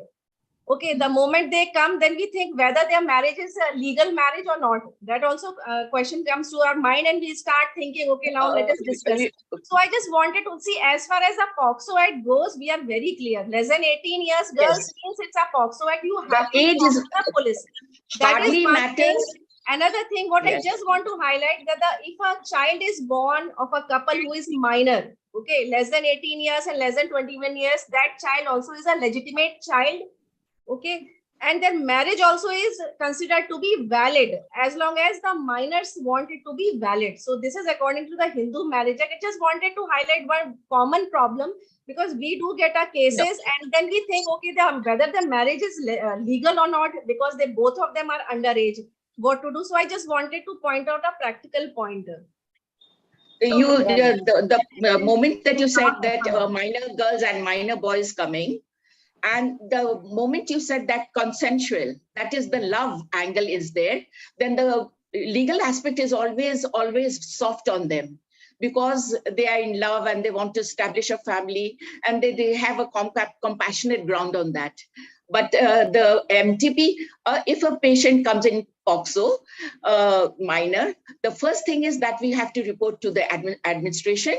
And the second is we go ahead with the MTP or whatever gynecological thing you have to. You just have to report, and then don't take a headache of what is happening to the reporting of who is coming, who is not. You have to do your duty as a gynecologist. But just the reporting should be just there. Reporting is enough from your point. Yeah. Yes. You don't have to participate in any other kind of procedure. And I don't know about that sample collection of that for 72 hours. That I'm not very sure. Some people say it is not necessary. Some say it is necessary. So I think further could be cleared. But thank you so much for your talk. It was very crisp, and you gave a very good message. Thank you so much. Madam, sorry to interrupt. Dr. Richa. If the perpetrator and the victim both are below 18 years of the age, then the case will be handled under Juvenile Justice Act 2020. Yes. Then POXO Act will not be applicable in such case. And regarding the preservation of the POCs, it is very clearly said that it is the duty of the doctor to hand over that as an evidence. So we can preserve it for 72 hours, and that's why we should preserve it for 72 hours. I mean, you should give a quite sufficient time for the police department to get it collected, because once it is destroyed, the whole case will go against the doctor, and that's why it is always good in our favor to preserve it for 72 hours and give them 2 intimation, that to be in writing, so that these 2 papers will save you that you have not destructed the sample. Otherwise, another case will be filed against you for the destruction of evidence of that case. So it is always this better against consensual. Is this against when the 2 partners are willing to stay they are together and they want to stay together. Under This is 18. another See, aspect. madam, that is the perspective of the law and the police people. Actually, we don't have any concern with that. Our duty just to inform them and just to preserve or provide them the sample, because police department cannot extract that sample as the evidence for that activity. And that's why it is the duty of doctor. So we have only two concerns. Number one, inform the police to make the case, and second, just hand over the sample to them, and just to hand over the sample, then preserve it with you and give them to this reminders. That's all. Okay, to Thank you so simplify much. that, Very, to simplify Dr. that, I Richa, just very want to nice tell pres- Dr. Kumkum, if the patient, they have the FIR lodged, okay, where there is a sexual assault, rape kind of thing. Okay? That is So in different. that Yes, case, that whenever is we are doing the MTP, we inform the investigating officer IO to be present at the time of MTP, and we hand over the POCs to them. But if it is Yes. a consensual, or if it is underage marriage or something like that, we inform the police, we make the MLC, and we say POCs are there. And if they want to collect, they collect. Usually they don't collect. So we are not bound to give it to them. But in the cases of FIR, where the police, because I are read bound it to- somewhere. We are not bound. Yeah. Okay, thank you Madam, so I much. think- Dr. I Richa, think- wonderful presentation. Dr. Monica. Dr. Richa, yeah, Yes, hi. Monica. Dr. Richa, wonderful presentation as always, and very crisply highlighted all the cases of POXO. And I was really happy that you emphasized the importance of sample collection, which we in these big tertiary level hospitals, when we have referrals from all in sundry places, and this documentation and sample handling becomes very, very important in such cases. Especially these days, we are even facing the issue of sample once sent and then brought back for resealing, for any kind of issue they might have had in the storage facility. Then the IO comes to the concerned doctor, the concerned senior resident, whoever has made the MLC and packed the samples. So we have to be very wary of the fact that any such kind of thing of resealing or repacking the samples, if it all has to be done in all thoroughly documented way, with the constable belt number and everything, and the IO request all documented within the file that this was done at so and so time on the request of police. And doctors should not be doing and taking decisions on their own for these kind of things. Otherwise, very well highlighted and very crisp talk. Thank you. Even Thank you the for having me receipt here. of handing over the sample should be taken and should be preserved with caution. Because sometimes Definitely. even you can And be blamed all, that I in have fact, not. Yes. Yeah, in fact, the chain of custody also needs to be mentioned in the file. Yes. That so and so time the sample was taken, handed over to so and so nursing officer, because in the wee hours of the night, if we are doing the procedure and the IO is supposed to come in the morning to collect, so all that thing has to be maintained and written and documented on the file to save your skin. And as Dr. Girish Mane very rightly said, I must congratulate you on your lecture as well, sir. And very rightly said, documentation, save your skin first, and then be ethical at the last. yes. And first Thank open you. your Thank you medical for legal having me eye, here. and later on open your brain. Definitely. So thank you, everyone. Thank you for the very wonderful second session. We are over with it. And I really thank the speaker, Dr. Richa Sharma, for the wonderful presentation, and the chairpersons, Dr. Kumkum Sinha, Dr. Marianne, and Monica, for wonderful discussion. And also thank you, Dr. Giri sir, for giving your inputs as well. So thank you so much. Now we come to the thank you. Now we come to the third session, that is adolescent sexuality in context of POXO. To chair the session, we have Dr. Dinesh Pathak. He is Senior Divisional Medical Officer, OBGY, NR Divisional Hospital, Firozpur, Punjab. He is the founder secretary of the Firozpur OBGY Society of Punjab, and he keeps special interest in high-risk pregnancy and maternal mortality and minimal invasive surgery. He has organized first Foxconn 2019 at Firozpur, and organizing chairperson, part of scientific programs at national and international level. Moreover, he is very friendly and a very decent personality. Welcome, Dr. Dinesh, to this session. And now we have Dr. Amita Sinha, consultant gynecologist in Patna, affiliation secretary. She is actually the secretary of Patna OBGY Society at present. She is also the very active communicator of National ISOPAR, zone coordinator of Practical Obstetric Committee of FOXI. She has been the recipient of FOXI Padma Bhushan Kamla Bai Hospital Award in 2013 and Special Interest in Preventive Oncology and High-Risk Pregnancy. Welcome, Dr. Amita Sinha. And Supriya Arwari, famously called as Supriya Square. She is the consultant obstetrician, gynecologist, and infertility specialist. She is practicing at Supreme Hospital, Bhinwari for past 20 years. She is the national coordinator of FOXI Adolescent Health Committee at present, and she is a very active member, secretary of Thane Obstetrics and Gynecological Society at present, managing committee member and program committee chair of Association of Medical Consultants of Mumbai. And she is recipient of AMOX V for Stree Puraskar by Honorable Governor of Maharashtra. So welcome, Dr. Supriya Arwari, and over to the chairpersons. May I request the first chairperson and the fourth, we have Mukta Agarwal. Mukta Agarwal, just keep the CV. Just keep the CV.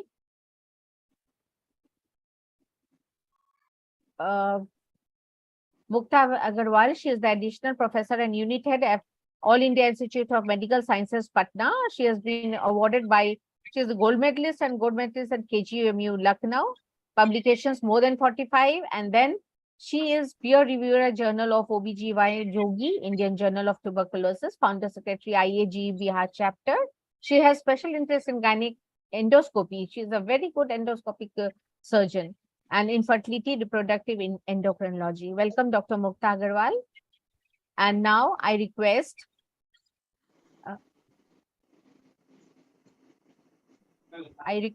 our chairperson, Dr. Dinesh, to kindly introduce the speaker, and Dr. Amita Sinha, the topic. Okay. Yeah, good evening, everyone. This is a very well-known faculty, Dr. Jairani Kamaraja. She is senior consultant of reproductive medicine and fertility and sexual medicine. She is director of Akash Fertility Center in Hospital, Chennai. She is president of Option Gyne Society at Tapisar, associate secretary of World Sexual Health Advisory Council member, World Sexual Health. She has been joint organized secretary 2015 and member of many bodies, organized body. She has been recipient of many awards like Best Doctor Award by Dr. MGR Medical University, Chennai, Rajmani Janakirman University First Prize in Gynae Obstetrics, Dr. Badamalian Endowment Gold Medalist in MBBS in Gynae Obstetrics, Dr. Anantacharya Prize for being University First in Medicine, Gold Medal in Dr. MGR University Examination. She has been awarded Women of the Year 2010 by the Lions Club for her wonderful work done, and she achievement of Human Service Award by Ex-Nora 2010 and Mega TV Woman Achiever Award in 2011. She Nalam Hospital Woman Achiever Award in 2011 and Best Paper Award Sexual Dysfunction in PCOS in Infertile Women by AOFS 2016 in South Korea. Welcome, ma'am. So the floor is yours, ma'am, now. Dr. Amita Sinha will speak about the subject. Yeah. Okay, good evening, everyone. At the outset, I would like to thank Dr. Supriya and Dr. Kiran Mai for giving me this opportunity to share this session. And now I would like to say a few lines about Dr. Jairani Kamraj. Already she has been introduced. She is going to talk about adolescent sexuality in context to POSCO, a very important topic for today's scenario. As we all know, that adolescents face so many challenges, like they are very vulnerable to this behavior, unprotected sex, non-consensual sexual interactions, sexually transmitted infections, stigmatization from society, and so on. So this is very true for learning something about them to correlate with their problems with POSCO Act. And I think the recognition of adolescent in legal responses and policy along with age-appropriate confidential, it will help. It could go a long way in protecting our adolescents from both abuse and undue criminalization. So with these words, I request Dr. Jairani Kamraj to go ahead with her presentation. And I also wish her a great success. Before you do it, I'll say hi to you. Hello, sir. Hello. Hi, sir. Sir is there. Thank you, sir, for joining. Thank you, Sorry, sir. Thank you so I much was for late joining, because sir. I'm in London now for our India Day, and yesterday we had the fantastic House of Commons. Everyone was there. All the three organizations. FIGO was there. Dr. Jean Connery, President-elect Ann Chiara, then Philip, our Vice President, and Shanta Kumari, our Treasurer, were there from FIGO. Then we had all our past presidents from Foxy, and the president, Dr. Rishma, Nandita, Hema Divakar, Dr. Shanta, and Dr. Jaideep Tang, the president-elect. And then we had the RCOG, all the three presidents of RCOG were there. The President Rani Thakkar, the previous president, our Eddie, and Leslie Regan. And then we had a lot of our vice, Sampath Kumari, our vice president, Asha Bakshi was there. And, we had a lot of chairmen. So we had a great, fantastic time, and I missed all of you there. And I'm congratulating Kiran Mai and who has done the other thing? Supriya Jaiswal. Both of them have done a great job, and all the young people are there. I can see a lot of people. Dr. Amita Sinha, Dr. Babu, Dr. I can see Dr. Kumkum Sinha, Dr. Jairani Kamraj who is about to give the talk, Dr. Mona Lisa, Dr. Mukta Agarwal, Dr. Girish Mane, our great singer, Dr. Mala Shivastav, our great robotic surgeon from Delhi, Dr. Jamuna Devi, and a lot of other people, Monica Gupta, Rajkumar Purohit, who is also a very intelligent person, and Dr. Mary. And so all of you are there, and I'm sure you are doing a great job. And remember that we have 10 more conferences to go in Foxy. And Dr. Jamuna Devi has also come now. And the 10 more conferences to go in the Foxy. And the November conference, every one of you have to come. That is my special conference. I've called Ann Chiara also will be the next president of FIGO there. Dr. Moshe Awad from Israel. A lot of top people are there. And of course, who can beat our Indian people? We are the best. so all the best to you all. And I hope, sorry about being late for the meeting, but I'm a bit overworked here at present. Thank you very much for calling me. Sir, it's Okay. a great pleasure, sir. And really, it means a lot to us, you joining, Thank you. despite Thank being you. in London. And we are all Sir, we're thrilled to see you joining. Thrilled to see Thank you. you. Thank you. Thank you. Thank And you, Dr. sir. Thank Mr. you. Dinesh Pathak also I have mentioned. Thank you, Dinesh. Thank you, sir. Thank you. Okay. Okay. Thank you, Sir, sir. enjoy Bye. London. Enjoy London. Bye. Bye, sir. Bye. Bye. Bye, Thank sir. Hi, sir. My God, so nice of him to come and join. Very particular. Dr. Usually, Jairani, now you start your point to join wherever sir is. yes, Or at always. least send the recording. That's the spirit of the leaderships of Foxy. Being the president, our president. Yeah. Dr. Jairani, that was great, I think, to have sir just before you speak. Yeah, Dr. Jairani now. We'll hear Thank you. you. Thank you, Chairperson. Yeah. Thank you. Special thanks to Kiran Mai. Thank you, Supriya. And a very, very nice senior faculties, Dr. Girish and Risha. Everybody had made this POSCO as a very interesting one. So far, we have been seeing content from. Can you see, Kiran? Yes, madam, we can hear you. But there is some audio disturbance. I don't know from where is it. No, it's not from my side, I believe. It is from some other side, I believe. Yeah, can you mute others, please? Kumkum madam's mic is Okay. madam's mic is on. Yes, ma'am. Please carry on. Jairani. Yeah. So we have now come to a very important another factor that is as rightly pointed out by my chairperson, that we have been so far talking about the importance of POSCO in our practice, in our day-to-day practice, how we are going to look into the MTP part and how we are going to look into the women's health, everything we were looking, and what is the implication that it has in the legality. So we were looking more of a medical legal aspect. But one thing we forget in this is there is a very hitch in the adolescence, because sometimes when a rule comes, we look into the goodness of the rule, but there is one more contradictory thing that happens in the part of the person who has been in the law. And definitely adolescents, as rightly pointed out by the chairperson, there has been a lot of intricacies in their attitude towards the sexuality. And especially in adolescence and the POCSO, there are a lot of contradictory things, which is a very big question. We give POCSO for the regulation of the adolescent sexuality, but is it a regulation or is it a legal reform? That is a question for us. But when you look into the adolescent's mind, it is definitely there is a problem with them to look into the legality.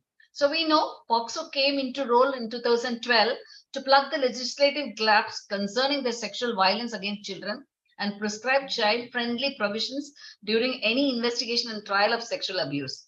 This has been influenced by various society efforts, lot of government data and the legislation from the Supreme Court, and also by a lot of NGOs and the United Nations rights of the child. All have put forth a lot of effort to make this POCSO in 2012 to plug the legislative gaps concerning the sexual violence against children, and thereby they effectively give a good solution for many of the investigation and trial.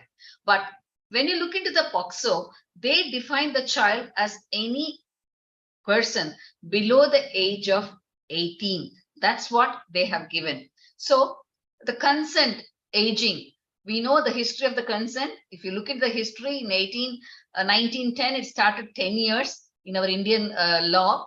Anyone at 10 women can give it, a girl can give a consent for marriage or sex. Then it raised to 12 between 1930. And from 1940, 16 is the consent aging. But after the POCSO, this has been revised to 18. So when you look into the adolescents, we have the largest adolescent population in India. 253 million people are there. And there have been a lot of public surveys which has given an importance on the sexually activity of the teenager, that is the adolescent between the 16 and 18. Very interestingly, even the NH, that is a National Health Survey 5, has reported that in the women or in the both the sex between 25 and 49, 10% of the women, they indulge in sex before 15 years of age or even at the age of 15, and 39% have the first sexual intercourse below or before the age of 18. So, and very interestingly, you have the aging at the 8 in a POCSO and how it really impacts on the sexuality. So we all know the adolescents, they have a lot of biological attraction, and very many interesting cases have been quoted in this regard. I would like to quote two cases from the Madras High Court. One is one Vijayalakshmi versus the state representative inspector of police. What they said about the POCSO use in this case, they had a case where the act could lead to irreversible damage to the reputation and the livelihood of a youth whose actions were only of a consequence of a biological attraction, and question the wisdom of the criminalizing such acts. Of course, this case, there's been acquittal of this affected personnel. And another case, the same Madras High Court in Sabari versus the inspector of police, they observed that the relationship amongst the teenagers or slightly older persons were not unnatural or alien, but as a result of a natural biological attraction, and recommended the age of consent to be reduced to 16 years. So POCSO, how it acts on the consensual sexual act, that is a real trouble that we have with the POCSO. So when you look into the POCSO Act, it does not recognize the possibility of consensual sexual activity among or a little older adolescents above the 16 years. A 5-year study based on the judgments of the special courts under POCSO Act revealed that many romantic cases, that is cases in which the victim was admitted to a relationship with the accused, constituted nearly around 21.2 cases in Andhra Pradesh, 15% in Assam, 22% in Delhi, and 20% in Karnataka, and 21% in Maharashtra.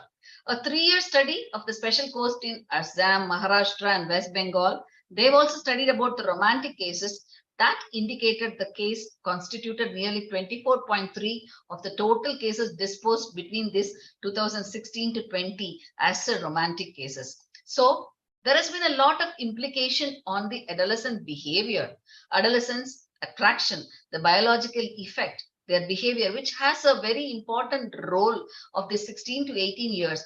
But because of the POCSO, they have resulted in an automatic criminalization as well as the conflation of the consensual acts with the non-consensual acts. So that is a very important point that we have to look into the POCSO from the judiciary point of view of criminalization of these rights of the adolescents.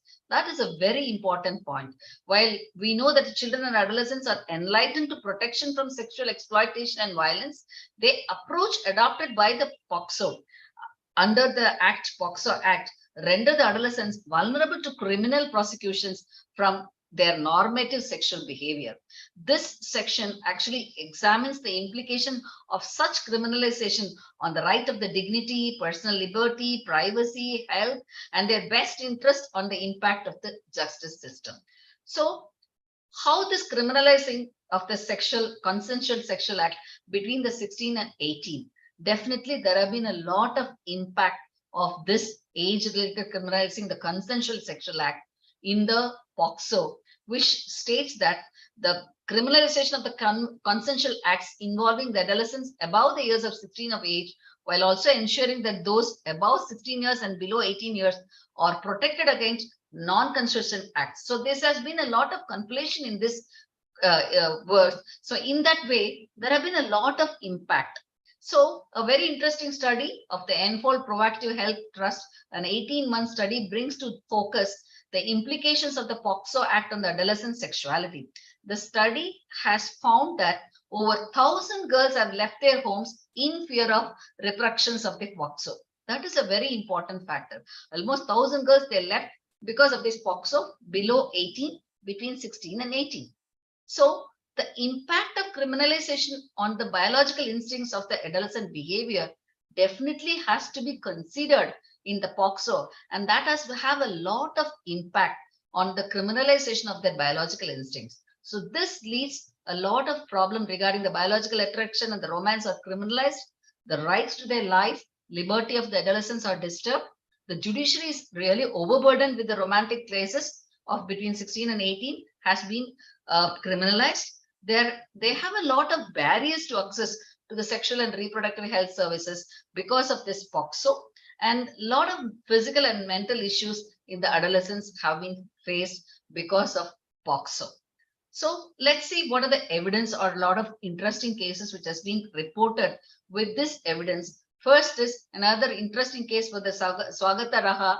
It is a Shruti Ramakrishna, senior legislative researcher. They have conducted a lot of examination in the courts of Assam, Maharashtra, and West Bengal, involving nearly around 7,500 special court judgments between 2016 and 20, out of which nearly around 90% of the cases came under POCSO Act were identified as romantic cases. The romantic cases are those in which the victim admits to have a relationship with the accused with a consensual act. So that is a very important point. So that is what they have found out in the research. So this study also examined how criminalization affects the right to life, liberty of the adolescent, and overburdens the judiciary system. And moreover, it prevents these adolescents to access to the sexual and the reproductive healthcare services, leading to illegal and unsafe abortions. That is a very important point that we have to remember. And when you look into a very pathetic study or pathetic case scenario, a 16-year-old girl died in Banswara, Rajasthan, after consuming abortion pill provided by a Ayurvedic practitioner, and definitely her 20-year-old partner was arrested and charged under POCSO Act under Section 343 IPC, the study said. And also out of the 1,715 identified romantic cases that were looked as a part of the study, 88% of the people admitted romantic relationship with the accused, while 12.1% only denied it. As much as 80% were 80 to 81% of the victims did not testify against the accused, and 17% were testified against the accused, and only 1.3% did not appear in the court. So this is the scenario of all the study, what they have made among this group of the accused in the POCSO. So 93.8% of the cases ended in acquittal, only 6.2% ended in conviction. So in this, it has become a burden to the judiciary system also to look into so many cases, and ultimately to find out too much of a conviction is very less. So most of this adolescent sexuality has an impact very importantly between the 16 and 18.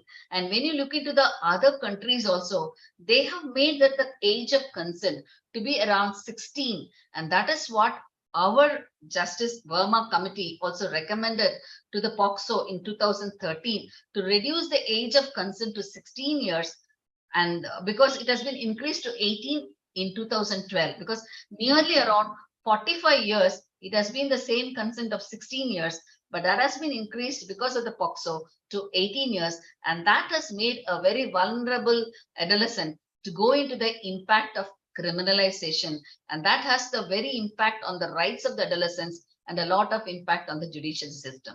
So when you look into the importance of this criminalization, that has an impact on the right to dignity, and their privacy is undermined, and they have been deprived of the liberty, and their rights to sexual and the reproductive health is being impaired, and the interest and evolving autonomic principle is very much undermined, affecting the adolescents, and the justice system is overburdened. So that is a very important point that we all should know as a practitioners, as well as a very important people on the society, that we should understand the adolescent sexuality and how they have been affected by this POCSO Act from their consensus. So we need to know there is a lack of recognition of the consensual sexual behavior of older adolescents, has resulted in their automatic criminalization, as well as the conflation of their consensual acts with the non-consensual acts. That's very important. While all children and adolescents are entitled to protection from POCSO, they render these adolescents vulnerable to criminal prosecutions to normative sexual behavior, which is very common at this stage. The section also examines the implication such criminalization on their right to dignity, personal liberty, privacy, health, and their best interest, and impact on the judiciary system. So that also deprives them of the right to dignity and the privacy of the adolescents, which is definitely undermined, because the sexual behavior in adolescents, particularly from the onset of puberty, is widely established as being a natural, normative, and an integral part of the adolescent development and their transition into the adults, which we all know because of all the hormonal changes and all the changes, which is normally acceptable at this stage. But these persons, including the children, are enlightened to the right to dignity and privacy, and these rights also apply to the context of their personal relationship also. So while the law has primarily been used against adolescents in a heteronormative relationship, the possibility of its use against adolescents in a non-heteronormative consensual relationships still remains a very important point to consider. And also, sometimes, unfortunately, the statute does not distinguish between the conservative concept of the term rape and the sexual interactions arising out of pure affection and the biological changes. That also has been a very important point to ponder in their adolescents' undermined rights to dignity and their privacy, which is also very important for the adolescent sexuality. The statutes that do not contemplate the biological inquisitiveness of the adolescents and treat all intrusions on body autonomy, whether by consent or otherwise, as rape for certain age group of victims. So they've been deprived of liberty. So we all know the ostentable objective of POCSO may be to protect all children below 18 years from sexual exploitation. This law unintended effect has been into the adolescents, a deprivation of their liberty of the young people in a consensual relationship. Although the conventions in romantic cases or as an exception are there, but still the accused men and boys are predominantly charged with non-bailable offenses such as rape and penetrative sexual assault, and are inevitably taken into custody. As per analysis based on the judgments of 3 states in West Bengal, Assam, they have found out 15.5% of the romantic cases of the accused remain in judicial custody till the end of the trial. That is, in one interesting case, Rama and Bandaram versus states, a 20-year-old accused in a romantic case was in a judicial custody for nearly 18 months. While squashing the case, the Karnataka High Court observed the criminal process itself inflicted pain on the parties, and despite their end in an acquittal, but still they go through a lot of mental, and also they have a lot of psychological impact on the adolescents.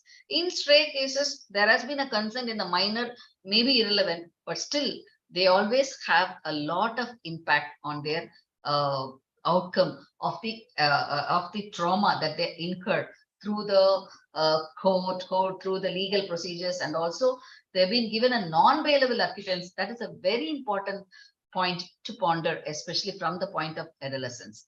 So autonomy, the best interest of autonomy of the principals are really undermined, because while all the children are entitled to protect for sexual violence, such as they are enabled as young people to extend their boundaries, exercise choices, and engage in necessary risk-taking while not exposing them to inappropriate responsibility, harm, and danger.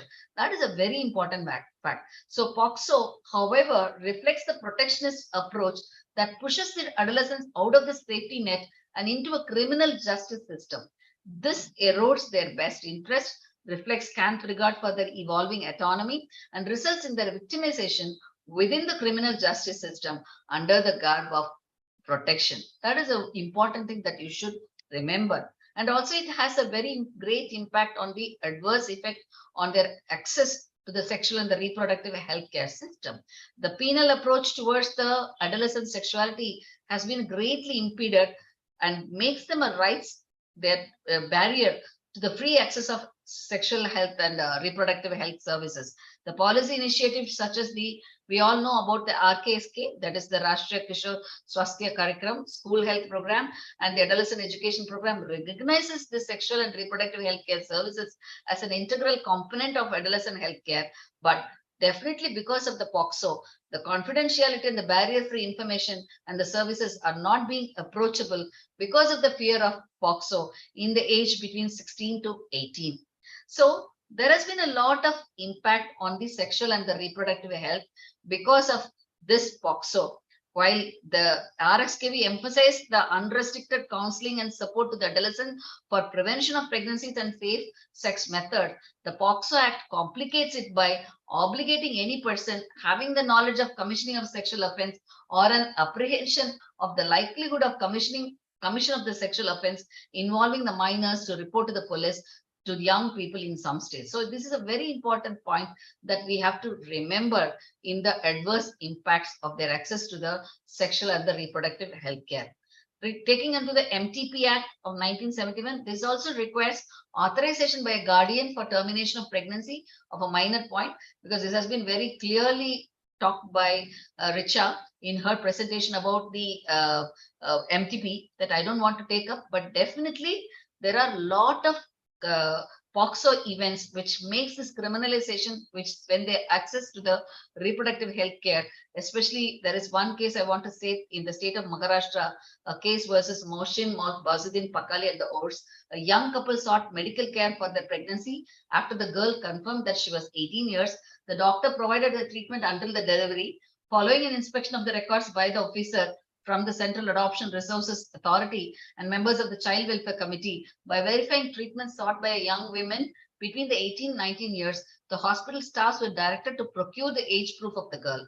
The Aadhaar card revealed that she was a minor, but when she was assessed treatment and based on the direction of the inspection committee, an FIR was lodged by the doctor. The case, however, ended in an acquittal, but there has been a lot of problem with the girl that she could not say that she's a minor because of the fear of the POCSO and also because of the fear of being accused, and also has to be a lot of effect on the girl's health and the psychology. That has been a lot of case.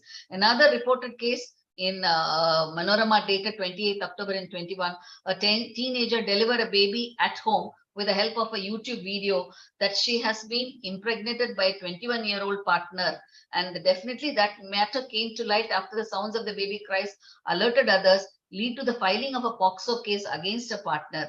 She eventually developed all of infection and she has been very critically ill, and then she has been treated for illegal abortion. All this happens because of the implication of the POCSO, making them fear of getting into a better treatment or a better care because of the fear of criminalizing the young adult or the young man for a consensual sexual act. So these are all some important acts that you should remember when you're looking into the adolescent sexuality, how it have an effect in their personal life, especially between the age of consent of age, which is a very important vulnerable stage of all the biological attractions and their change, which leads into a consensual act ending in a criminalization, which is a very important thing that we should ponder over it. So how we can way forward these issues? Because we know the adolescents has to be educated. They should be given a proper responsibility. They should know about the safety sex, and also they have to be protected from all the vulnerability of the sexual abuse as well as the sexually transmitted infections. How we go through a way forward? So the first one is very important, as rightly pointed out. The life is so precious itself, but life is worth living because of the freedom which enable each individual to live a life as it should be lived. The best decision on how life should be lived are entrusted to an individual. They are continuously shaped by the social milieu in which the individual exists. The duty of every state is to safeguard the ability to take the decision, the autonomy of an individual, not to dictate the decision. That has been given by the Justice Chandrachud in his justice in 2017 regarding the POSCO Act. Very importantly, he has given. So how we look forward through this? The first important is the comprehensive sexuality education. This is a very important point that we have to look into it for our adolescents, to equip them with the knowledge and make them well prepared to have a they are self-appropriate.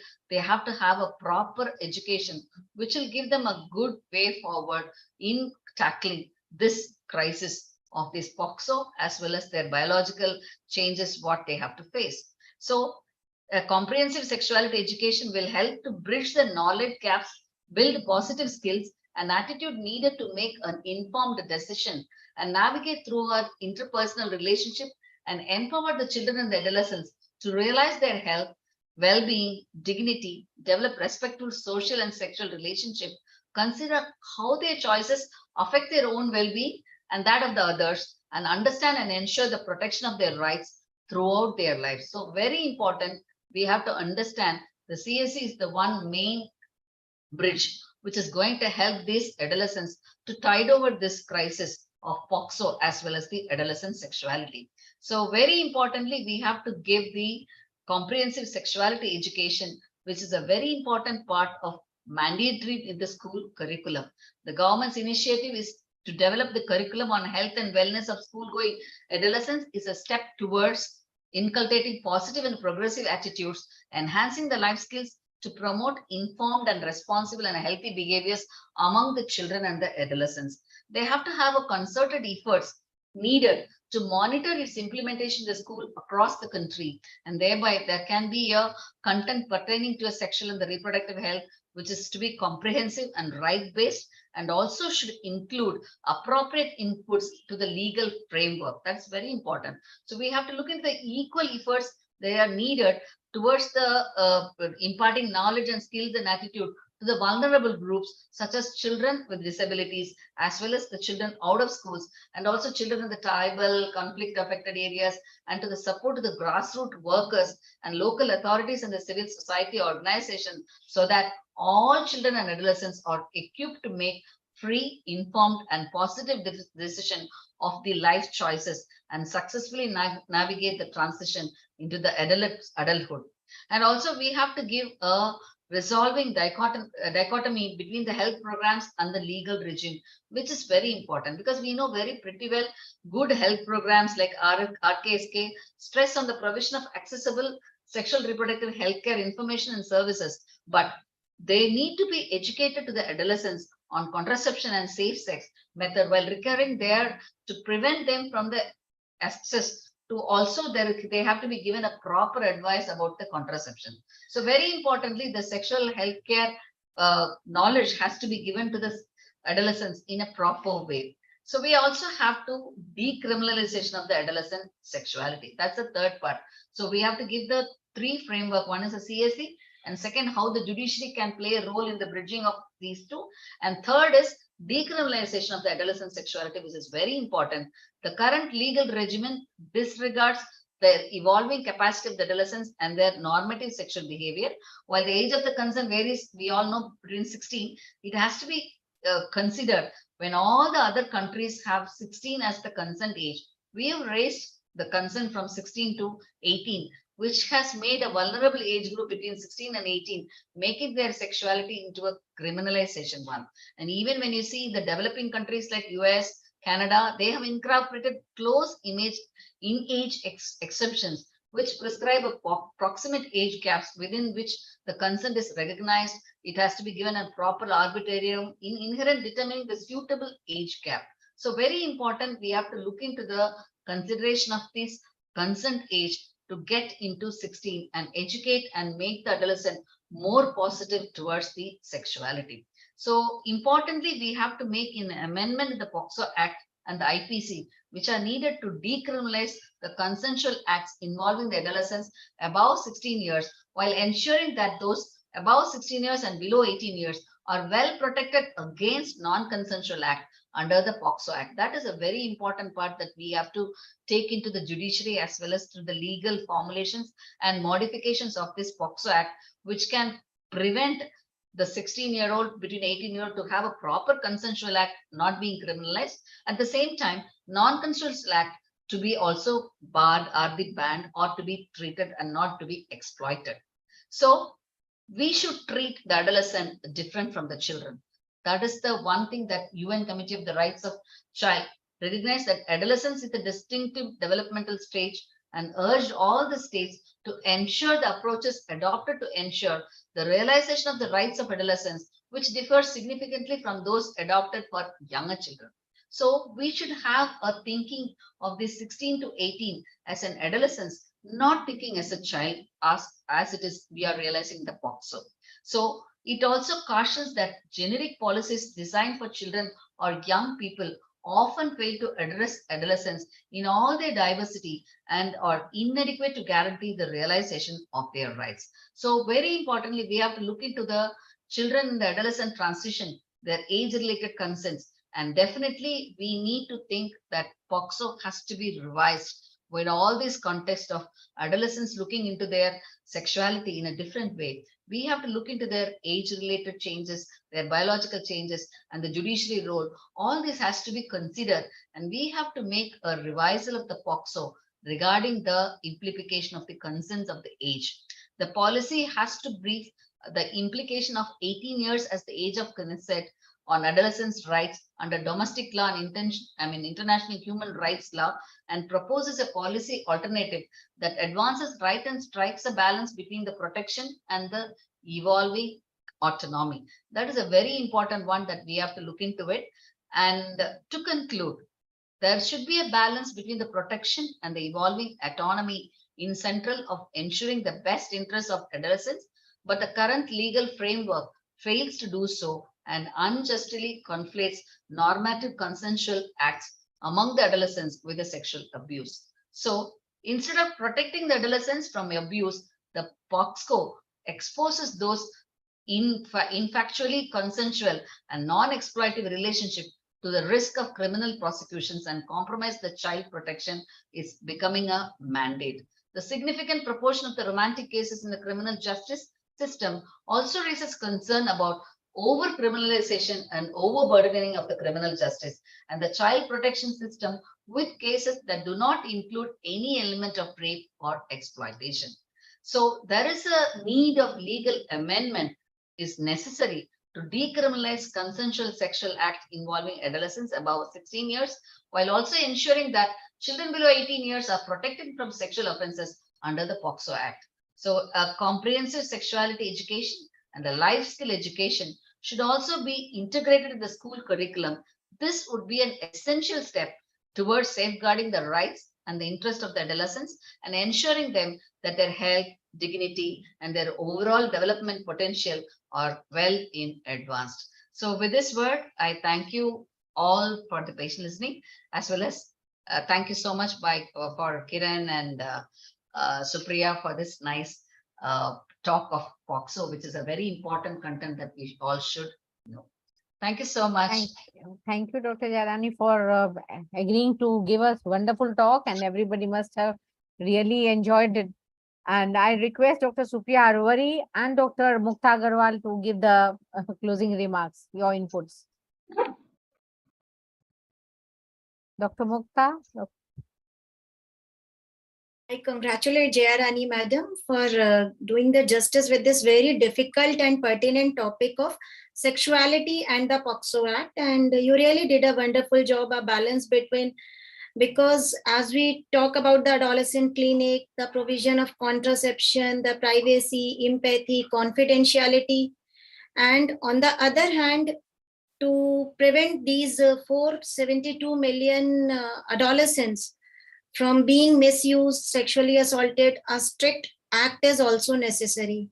So as healthcare professionals, we have to make a balance between the adolescent sexuality and the POSCO Act, that so that at least no adolescent should be sexually assaulted, should live in the fear, or at the same time, if they really need those contraception services, protection from STI, HIV, sex education, that should really be provided to them. And I think we as FOXY should give some recommendations to the government that how we can actually, this could be done in a better way, so that we can have a balance. And this topic, I really like the topic and the way you took up the topic. And thank you so much for your very valuable inputs. Thank you, madam. Thank you. I can't see Dr. Supriya Arwari. She was there, but I think she is lost now. Let's move on, Supriya. I think. Yeah. So we are over with this session, and Session over to 4, Dr. madam. Nandini. It is the examination of the sexual violence victim do's and don'ts by Dr. Kiran Mai Devi Nani madam. And for this, the chairpersons are Dr. Jamuna Devi Gudi Devyuni, Dr. Rajkumari Purohit, Dr. Mona Lisa Rajguru. So I welcome ma'am. Dr. Jamuna Devi madam is a senior consultant obstetrician and gynecologist at Yashoda Hospital, Sikandrabad, and also she is a medico-legal advisor. She is a fellow of Indian College of Obstetrician and Gynecologist. She's also done law graduate and management graduate from Symbiosis. Currently, madam is chairperson of State Medico-Legal Committee, Vice President Menopause Society of Hyderabad, Secretary for Telangana State Society, Honorary Treasurer for Family Planning Association of India, Member of Core Committee of the Project Violence Against Women of FOXY, and member of MP Committee. Welcome, madam. Dr. Mona Lisa Rajguru. Madam is Senior Consultant Obs and Gynec Department at ESI Hospital, Bhubaneswar, member of Adolescent Health Committee, FOXY, member of ESO PUB Society, member of Bhubaneswar Obstetrician Gynecologist Society. I welcome you, madam. Dr. Rajkumar Purohit, she is retired gynecologist from currently her own member of No Violence Against Women Committee. Chairpersons. Thank you. I think without much delay, I think we can go ahead with the talk. And I'm privileged and feel proud to introduce Kiran. She's a very hardworking professor now, and a passionate member of WAV committee, and this has been there for a long time. Of course, now she got the opportunity to showcase her speciality in this, and she does a lot of hard work, and I think I won't take much time. But Kiran, I'll take a second from you, saying that in Pocso, they have added even transgenders, not only the girls and boys, but they have added transgenders also. And they also have the equal right, because they are coming into our, the society. They have been encouraging to come into the society. So this I wanted to add. Thank you, and share. I am waiting for your talk, Kiran. Thank you so much, ma'am, for joining.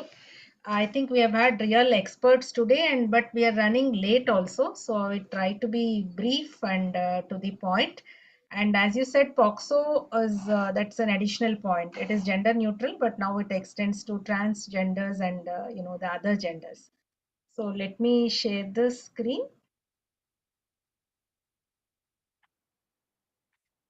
So the topic is examination of survivor and collection of evidence, but I just added few slides which I have taken from Dr. Jyoti as an approach to a sexual violence survivor. So see, POXO at a glance, I think you have had all the information as of now. So the 18 is special code, 17 is abetment, which is equal to offense. 11 is harassment, though not touch based with it is not touch based, but if there is harassment with sexual intent, again it is punishable. Rule 6 is aggravated penetrative assault, which can be life imprisonment. Section 21 of POXO is, that is for us, that is failure to report an offense under POXO Act, which can be for 3 months to 6 months to 1 year. And Rule 7 is if the private parts are touched of a minor or any act with sexual intent, that comes as sexual assault with a punishment of 5 to 7 years. You know how serious it is. You must have also seen the wrestler's complaint recently, and also the movie which was running, of Manoj Bajpayee, which was on POXO. So how do we define sexual violence? I'll not go into this. The forms and context of sexual violence also, I think our before the speakers before me have very clearly discussed all these nuances, that is rape within marriage, then rape by strangers, then unwanted sexual advances, all these things, and the sexual abuse of children.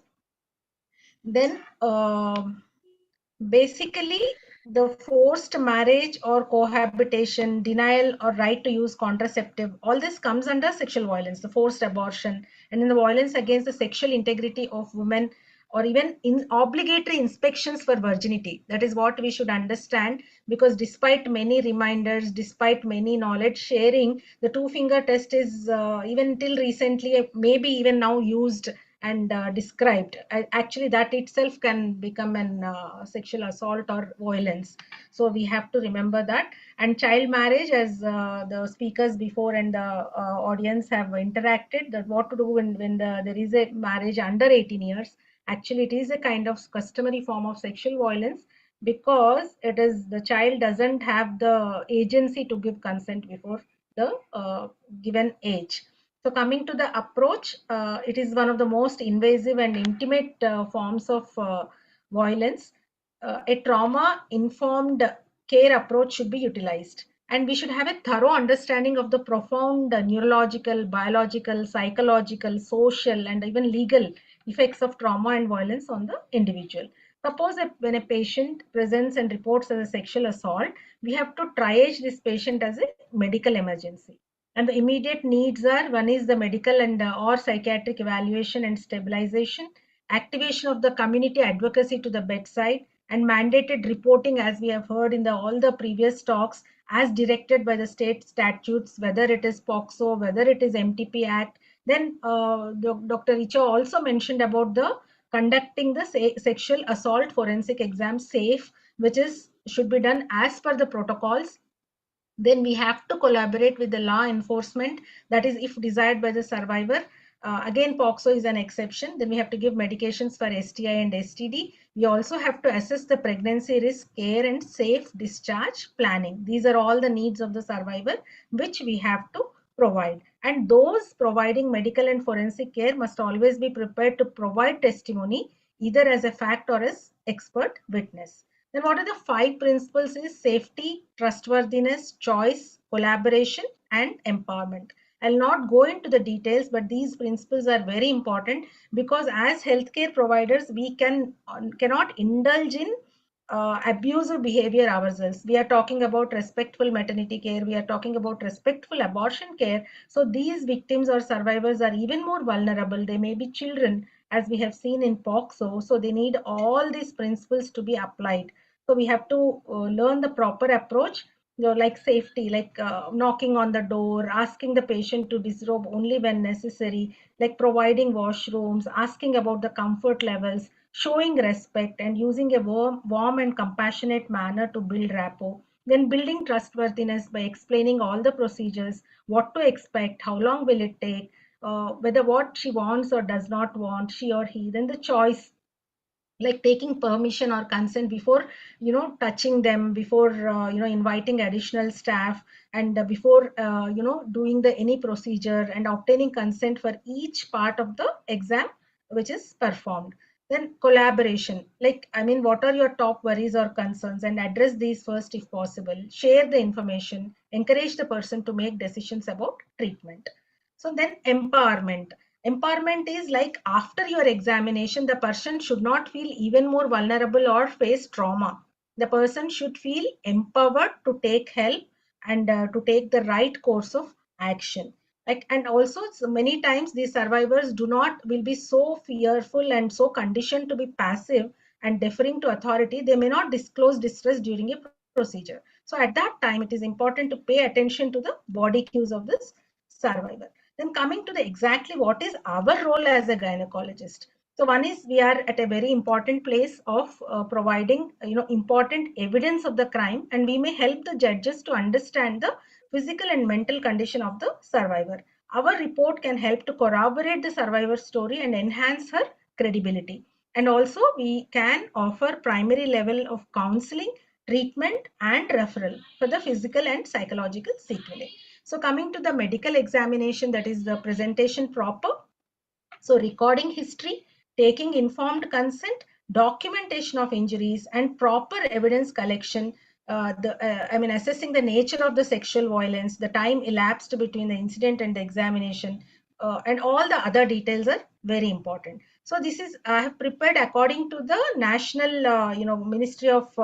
ministry guidelines, and also the state of Telangana guidelines, which are more or less the same. So we can remember 25 things to do. There are 25 things listed out. I will be covering all these things in the forthcoming slides. In these 25, the 1 and 11 are the general instructions. Then 12 is consent, third is marks of identification, 14, 15 is history, both the medical, surgical and sexual violence history. Then general physical examination, examination for injuries, external genitalia, go for a systemic examination. Then comes very important evidence and sample collection. Then you have to provide a provisional medical opinion, which is point number 22. Then you have to give treatment as per the necessity, which I'll be describing in one of the slides. Then you have to mention the date and time of completion of examination. And then finally, you may have to give your final opinion after receiving the opinion from the FSL and other labs. These are the general instructions. I'll not deliberate all these. They are very clear, like name of the hospital to address, then who was brought by, then their signature, then MLC number, police station. And if there is any physical or intellectual or psychosocial disability, we need the presence of interpreters or special educators. Then this point number 12 is about informed consent. You see how detailed it is, the points in the informed consent. Whether willing for medical examination, medical legal examination, whether they have examined, whether they want the information to be revealed to the police or not, all these things. Then comes the 13th, which is very self-explanatory, the marks of identification and the left thumb impression. Then coming to the medical and surgical history, especially the history of menarche and the menstrual history, menstruation at the time of incident, contraception, then vaccination status, status of pregnancy, all these are recorded in this 14th section. Then coming to the very important 15th point, that is history of sexual violence, includes the date of incident being reported, then the time, location. You also have to very clearly mention the duration, like from days to even months, how many episodes, number of assailants, their names, sex and approximate age, if they are related to the survivor, and all these things have to be very detailed mention has to be there. Then this 15B is a very specific description about type of physical violence used, if any. Like you have to either tick the relevant answers and describe if needed, like hit with hand, fist, like biting, pinching, or burned with, or kicking, pulling hair. All these are forms of physical violence. You have to clearly ask about each one and either tick them if they are present. Then comes the emotional component. Even emotional abuse or violence is very important, like insulting or verbal threats, like threat of killing. This can happen in especially in children or adolescents by by offering verbal threats or by luring, by giving sweets, chocolates, etc., which happens in children. All this also has to be mentioned in the 15C, that is emotional abuse. Then alcohol or drug intoxication. Then any injuries left by the survivor on the assailants is 15E. Then comes the 15F, details regarding sexual violence. You can see here there are very clearly, this is about penetration, either by penis, fingers, or object, or any other body parts. And then what is the organ involved? That is either vagina, urethra, anus, or mouth. So this has to be very clearly ticked or mentioned. And if you have to write yes, no, or do not know if there is no information. Then again, detailed recording of the details of the sexual violence, even in case of oral sex or forced masturbation of assailant by survivor, any exhibitionism, and then whether condom used, lubricant used. All these are listed in this examination form. So you have to, you cannot skip anything. You have to write yes, no, or do not know. Then document the post-incident details, which are very important, like changing clothes, changing undergarments, whether bath or douche, etc.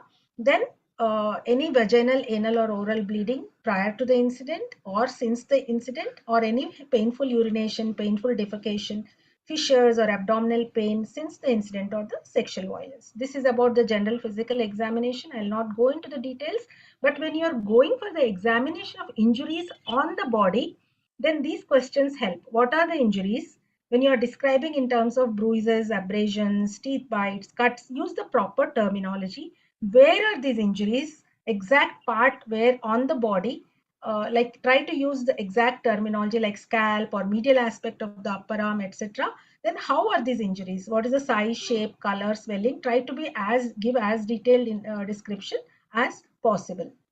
Then we come to the, after the examination of injuries, we come to the external genitalia. This is, you examine the labia majora, examine labia minora, urethral meatus and vestibule, fourchette and introitus, perineum and hymen.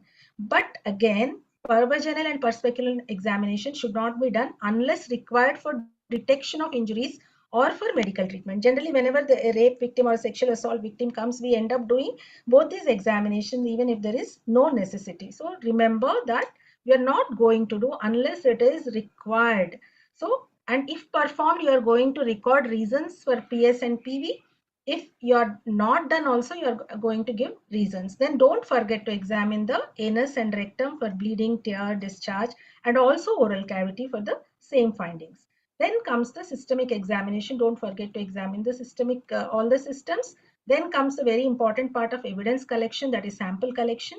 I think Dr. Richa has touched upon briefly, but why do we do sample collection? One is to obtain confirmation of allegation, to establish the link between victim and the scene, and to establish the link between victim and the assailant, because every contact leaves a trace. So always maintain the chain of evidence as was told, and also the chain of custody, because if there is any delay in picking up of the samples or from passing from one staff to the other till the police, you have to maintain the chain of evidence, also the chain of custody.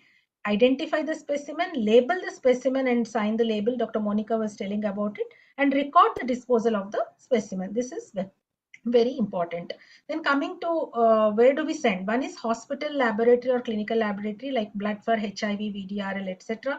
Urine test for pregnancy has to be done whenever there is any doubt of amenorrhea, or even when you really suspect anything. Then go for an ultrasound for either for pregnancy or any, to rule out any internal injury, and x-rays if any suspicion of presence of injuries is there. Then for the forensic laboratory, the debris collection paper with all the debris and the samples, and also clothing evidence when you are taking the clothes to be packed in a separate paper bags after air drying. So what are the sample collections that the government guidelines require is these are all the sample collections, and if not collected, we have to mention the reasons for not collecting. Like swabs, if there are any stains on the body like blood, serum or foreign material, taking the scalp hair, head hair combing, nail scrapings, oral swab, blood for grouping, testing for drugs, alcohol, wherever it is relevant, then blood for DNA analysis, again wherever relevant, urine for drug testing, and any other, if there is a tampon, napkin or condom, object, etc., that has to be sent for sample collection. And then rectal and anal evidence, again each sample to be packed, sealed and labeled separately to be placed in a bag. Like pubic hair combing, then 2 vulval swabs for semen and DNA, 2 vaginal swabs again for semen and DNA, 2 anal swabs, and then vaginal smear for semen examination. Vulva, vagina, anal, then air dried vaginal smear and a urethral swab. All these have to be collected, and if not collected, you have to mention reasons for not collecting, and they have to be preserved till as directed, till handed over to police with duly attested sample seal. And after the end of this, you are going to give a provisional medical opinion that I so and so have examined so and so after so many hours or days after the incident, after having bathed or douched number of times, and these are my findings, that I have collected these samples, I have collected this samples for FSL or laboratory. These are my brief clinical findings and additional observations. This is number 22. Then you are going to give treatment. This is very important. One is STI prevention treatment. If she needs emergency contraception, she might need wound treatment, tetanus prophylaxis, hepatitis B vaccination, then post-exposure prophylaxis for HIV. She might need counseling and other support. So you have to mention yes, no, or any further comments. Then finally, date and time of completion of examination has to be written, and that this report contains so many number of sheets and so many number of envelopes. Then you sign, and your name and place and seal, as was told earlier. Triplicate, in triplicate, the 3 copies have to be there. 1 copy has to be provided to the survivor or her family, the police, and for yourself. Then most important is, how do you give the final opinion? Because many times, even in medical college also, even assistant professors, they do not give proper opinion. They give in some kind of non-committal opinion, which is of no use to the survivor. So again, the guidelines mention here total 11 opinions. Your opinion has to fall into one of these 11 opinions. So suppose this opinion you give only after receiving the lab reports in the following mentioned formats. One is, first opinion is, there is evidence of recent sexual intercourse. When do you give? When there are recent injuries to genitals and motile spermatozoa are recovered from the vagina. This is about recent sexual intercourse. Remote sexual intercourse is, there are partially healed injuries and non-motile spermatozoa in vagina. But this happens when they report late. Recent penetration is, injuries are there, but no spermatozoa are recovered. Either condom, vasectomized, or other objects, that is the reason for not finding the spermatozoa. But there you can only mention that there is evidence of recent penetration. Remote penetration, when local or partially healed injuries are there and no spermatozoa are recovered. That is the 4th kind of opinion that you are going to give. Then there is evidence of recent sexual intercourse. Again, there are injuries, etc. are there. Recent injuries may be there, but injuries to genitals are absent. That means when help arrives before actual penetration occurs. Then evidence of remote sexual, sorry, this is not sexual intercourse. I'm sorry about this. There is evidence of recent sexual assault. That is, injuries are there, but the injuries to genitals are absent, may be absent. And evidence of remote sexual assault is, partially healed injuries are there, but injury to the genitals are absent. There you can mention that there is evidence of either recent or remote sexual assault. Then coming to the 7th opinion, there is no evidence of vaginal penetration, but possibility cannot be ruled out. I mean, many times this happens. There are no injuries, no spermatozoa are recovered, but you cannot give that there is no evidence of assault or no evidence of intercourse. You have to say that there is no evidence of vaginal penetration, but I cannot rule out the possibility. Then, then comes the about oral or anal intercourse. Similar to the vaginal intercourse, the 8th, 9th, and 10th, 11th opinions are there. So completely after receiving the final opinion, after you give it the final opinion, Then you finally commit that findings in support of the above opinion, taking into account the history, examination findings, and lab reports bearing identification marks described above. I am of the opinion. This is here where you write the one of the 11 opinions here.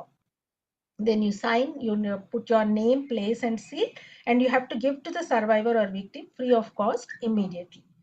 So coming to summarization of what you have to do, the important steps are: first, you take informed consent, have a proper approach. Always remember that you are not supposed to do the two-finger test. You may be, court may take it that you are yourself committing a crime by doing a two-finger test. And you are not supposed to, you never mention hymen or intactness of hymen or size of vagina, which should not be commented upon, because that is not important to say that violence or assault has happened. So injury documentation in detail is very important, sample collection, and then final opinion. So again, this is a final summary slide. As I have told, consent, first aid, history, examination. In the examination, age estimation if required, to the forensic or to the to the respective departments. Then physical examination, that is by physical, dental, or radiological. Then you go for the evidence collection, which you dry pack and seal and then hand over to the police. Then you do the documentation of whatever you have done. Then you give treatment and you discharge and you follow up the patient. Then what treatment you give? STI, HIV, emergency contraception, give pregnant UPT, and if applicable counseling, then MTP if necessary. And then I'm not going into the details of how to go about the products of conception and all that was dealt in the previous presentations. Then information and referral to other services. These are the annexures which are there in the ministry's guidelines. They're all available online. What I have done is I have put it entirely into a PowerPoint presentation and made it somewhat more clear. This is the annexure 2, and these are the guidelines that I have mentioned. This is by the Ministry of Health and Family Welfare, Government of India. This is by the state of Telangana and the She Teams, Bharosa Center at Telangana. This is from where I have taken. These are the resources. And I also copy pasted the YouTube link in your chat box. This is a YouTube which shows the medical examination of sexual assault victim using medical kit and a detailed demonstration by one of our professors, Dr. Malati, which was done by the Women's Safety Wing, Telangana Police. So with that, I think I have not overshot my time. Thank you. Thank you, madam. It was an excellent presentation. Thank you, madam. It's very nice presentation, and every point has been described so deliberately and to the point, and it's so beneficial to all the practitioner, not even gynecologists, all the general practitioner also who can face that similar situation in a periphery or any hospital when a police inspector brings some rape victims to examine the patient, so that see, they must have that clear knowledge behind in their mind.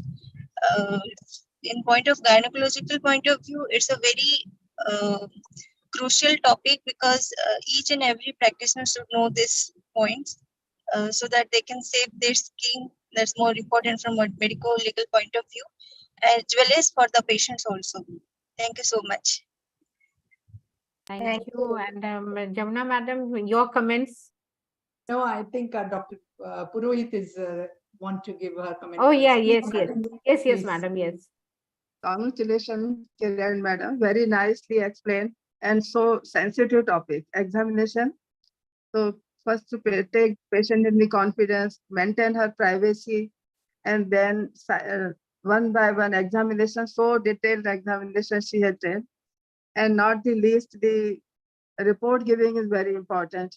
Here once our public prosecutor, she was lady here in Ratlam, Madhya Pradesh, and she was so much angry that doctors are not giving proper advice, proper report. So we cannot, proper case cannot be conducted. Many times, ma'am, even our assistants and civil assistant surgeons, for fear of giving evidence or whatever it is, when there is no semen and no injuries, they end up writing there is no evidence of any intercourse or assault, or I can something like, you know, very negative. So that she young public prosecutor, she was very angry with the doctor. So he has very well explained this. So opinion giving is important, and not the least, but of course the treatment is also in the detail. So much treatment which is required for this. So very wonderful talk. So time is short, so I will not talk much, but very wonderful So talk. thank you for joining And, today, ma'am. I will like to share your YouTube for examination YouTube link on the our group. Yes, ma'am. I'll share it. Thank you so much. I think, as usual, Kiran, you have made it so clear. I hope that all the doctors follow these instructions. As Dr. Purohit said, that the legal system says that we have not given enough information regarding that. And sometimes maybe the survivor who needs help may not get the help. So I think we have to keep that in mind. Thank you so much, Kiran.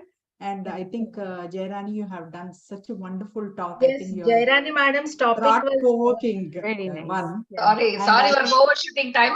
I don't know because it is a very, very. I mean, once you put it into, I couldn't do Actually, that much of. the topic which we gave you, ma'am, we were little was very hesitant much. about. Yeah, We it is were more found of a out that, discussion. Yeah. You made it very, I mean, you quoted so many cases and you really you were passionate about, you know, the comprehensive Yeah, section. that's We have to build bridges, you know, I mean. Yes.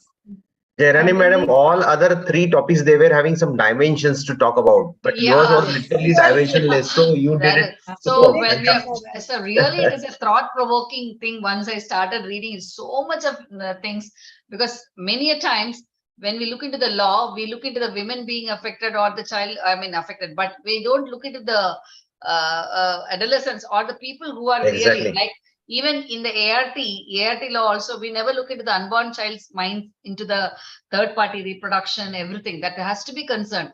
Similarly, when any law comes, who is the one who is going to be affected has to be looked at from their point of view also. That also is a very important one. I think all the topics are very useful because there's a lot of requests for sharing the recording and presentations and all. I have learned a lot. Yeah, Jairani madam, one very valid question. When the nature has given me puberty at the age of 12, who are you not to use till 18 years? I mean, it can be a valid question from every adolescent. Yeah. How the human can stop me using what the nature has given me at the age of 11 and 12? Correct. I mean, it's a valid question. So that is what the legality likes. That is what the legality, because how much you are educated about the I mean negative things about the sex, negative aspects about the sex, how it has an impact on the society. All those things are matters, because when you look into the right of any human, anything can be right. Human right is always there. So that's what even. Let us have some word from Supriya Arwari.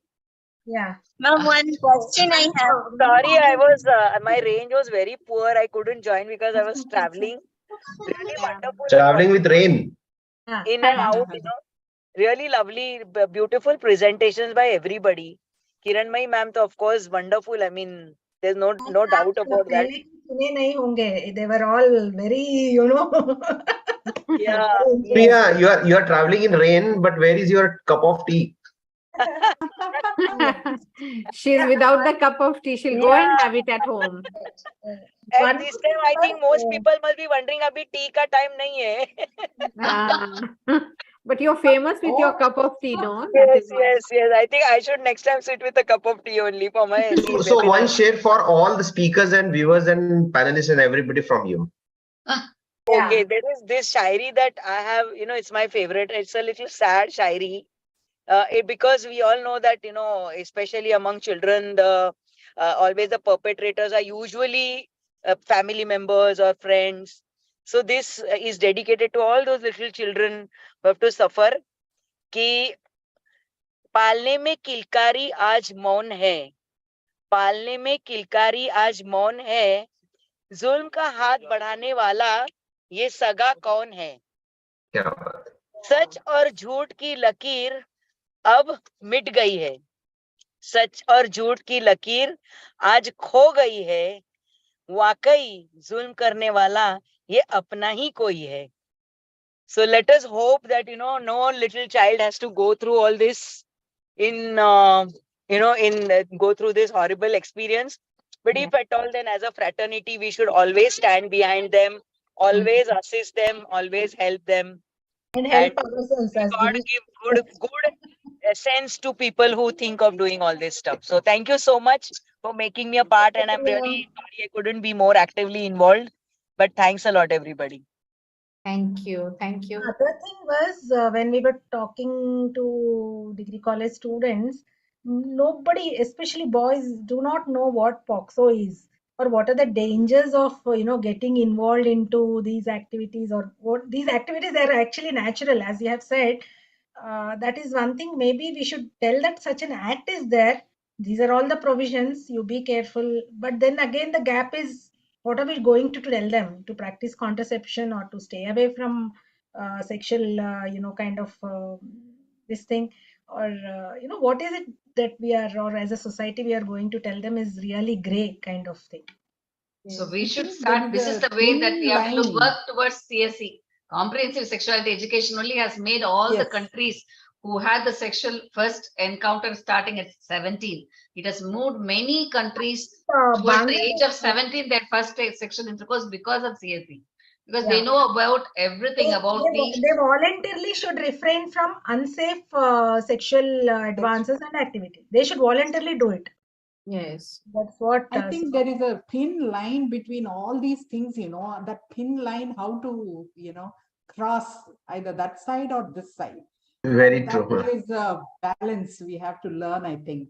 And as Jairani has said that education is really, really important. knowledge, You have empowering to them with the knowledge of what is its that goes outcome, what is without it, saying. everything has to, because we think that it is showing a lot of negativity about the sexual act, but there should be empowered with the knowledge. What is the reality that they should know? Because many a times we see a lot of teenage pregnancy, they don't know what is what, and they come with the pregnancy. They themselves didn't know what is a proper sexual act. And even to be very honest with you, many of the doctors who come to treat with me for fertility, they themselves are not aware of a proper sexual intercourse. Sometimes it is the other way around. This way, this extreme, and that way, that extreme. So such a thing is about the knowledge, which is very important, how everyone takes it up. Prachi or anybody from Shield, can we share that YouTube link? Because so many are asking about miss the first lecture, or we want to have recording and all. If you can paste that link right now, that would be useful. Otherwise, we Sure, have to, in the chat box before we close. So now we come to the end of the session. We are we are a little bit late. So it was, of course, it was wonderful, Dr. Kiran. It was wonderful. Actually, our committee, the Adolescent Health and the No to Violence Against Women committee, both have similar kind of activities to be done, and to make people aware on the same type of thing. So we very happily do this program together. And today, icing on the cake was the wonderful topic we shared. And speakers like Dr. Girish Manesar, Dr. Jairani, Dr. Kiran Mai, and Dr. Richa. Yeah, Dr. Richa. She was also wonderful. Actually, she's also a very young and dynamic chairperson of MTP committee. So all talks were so nice, and the chairpersons were also wonderful. So they were discussing everywhere. The interaction was wonderful. Madam Jamuna, Madam Rajkumari, Madam, everybody was wonderful. So thank you so much. At the end of here, and sir also joined from London. That was also very interesting, Dr. Rishikesh Pai. So thank you, everyone. Thank you, Kiran, my ma'am, and thank you, everyone. Good night and bye. Thank you. Good night. Shubhriya. Thank you, Shubhriya. Thank you. Yeah. Thank you. Good night. Yeah, I'm pasting. 1 second. I'm pasting the link to in the chat box. Okay. Yeah. Paste again. Those who want can access now, or we can share it later in the groups. Thank you so much. Thank you. Thank you. Bye bye. Bye. For being Excellent learning. Thank you so much. Thank you, Dr. Bye bye. Okay, you had accepted, only 2 or 3 days before. I have told you. She did so well. Wonderful. Okay, bye bye. There are still a lot of questions coming up. I know, but very difficult to pick up. Monisha is asking about unconscious young girl, 16-year-old.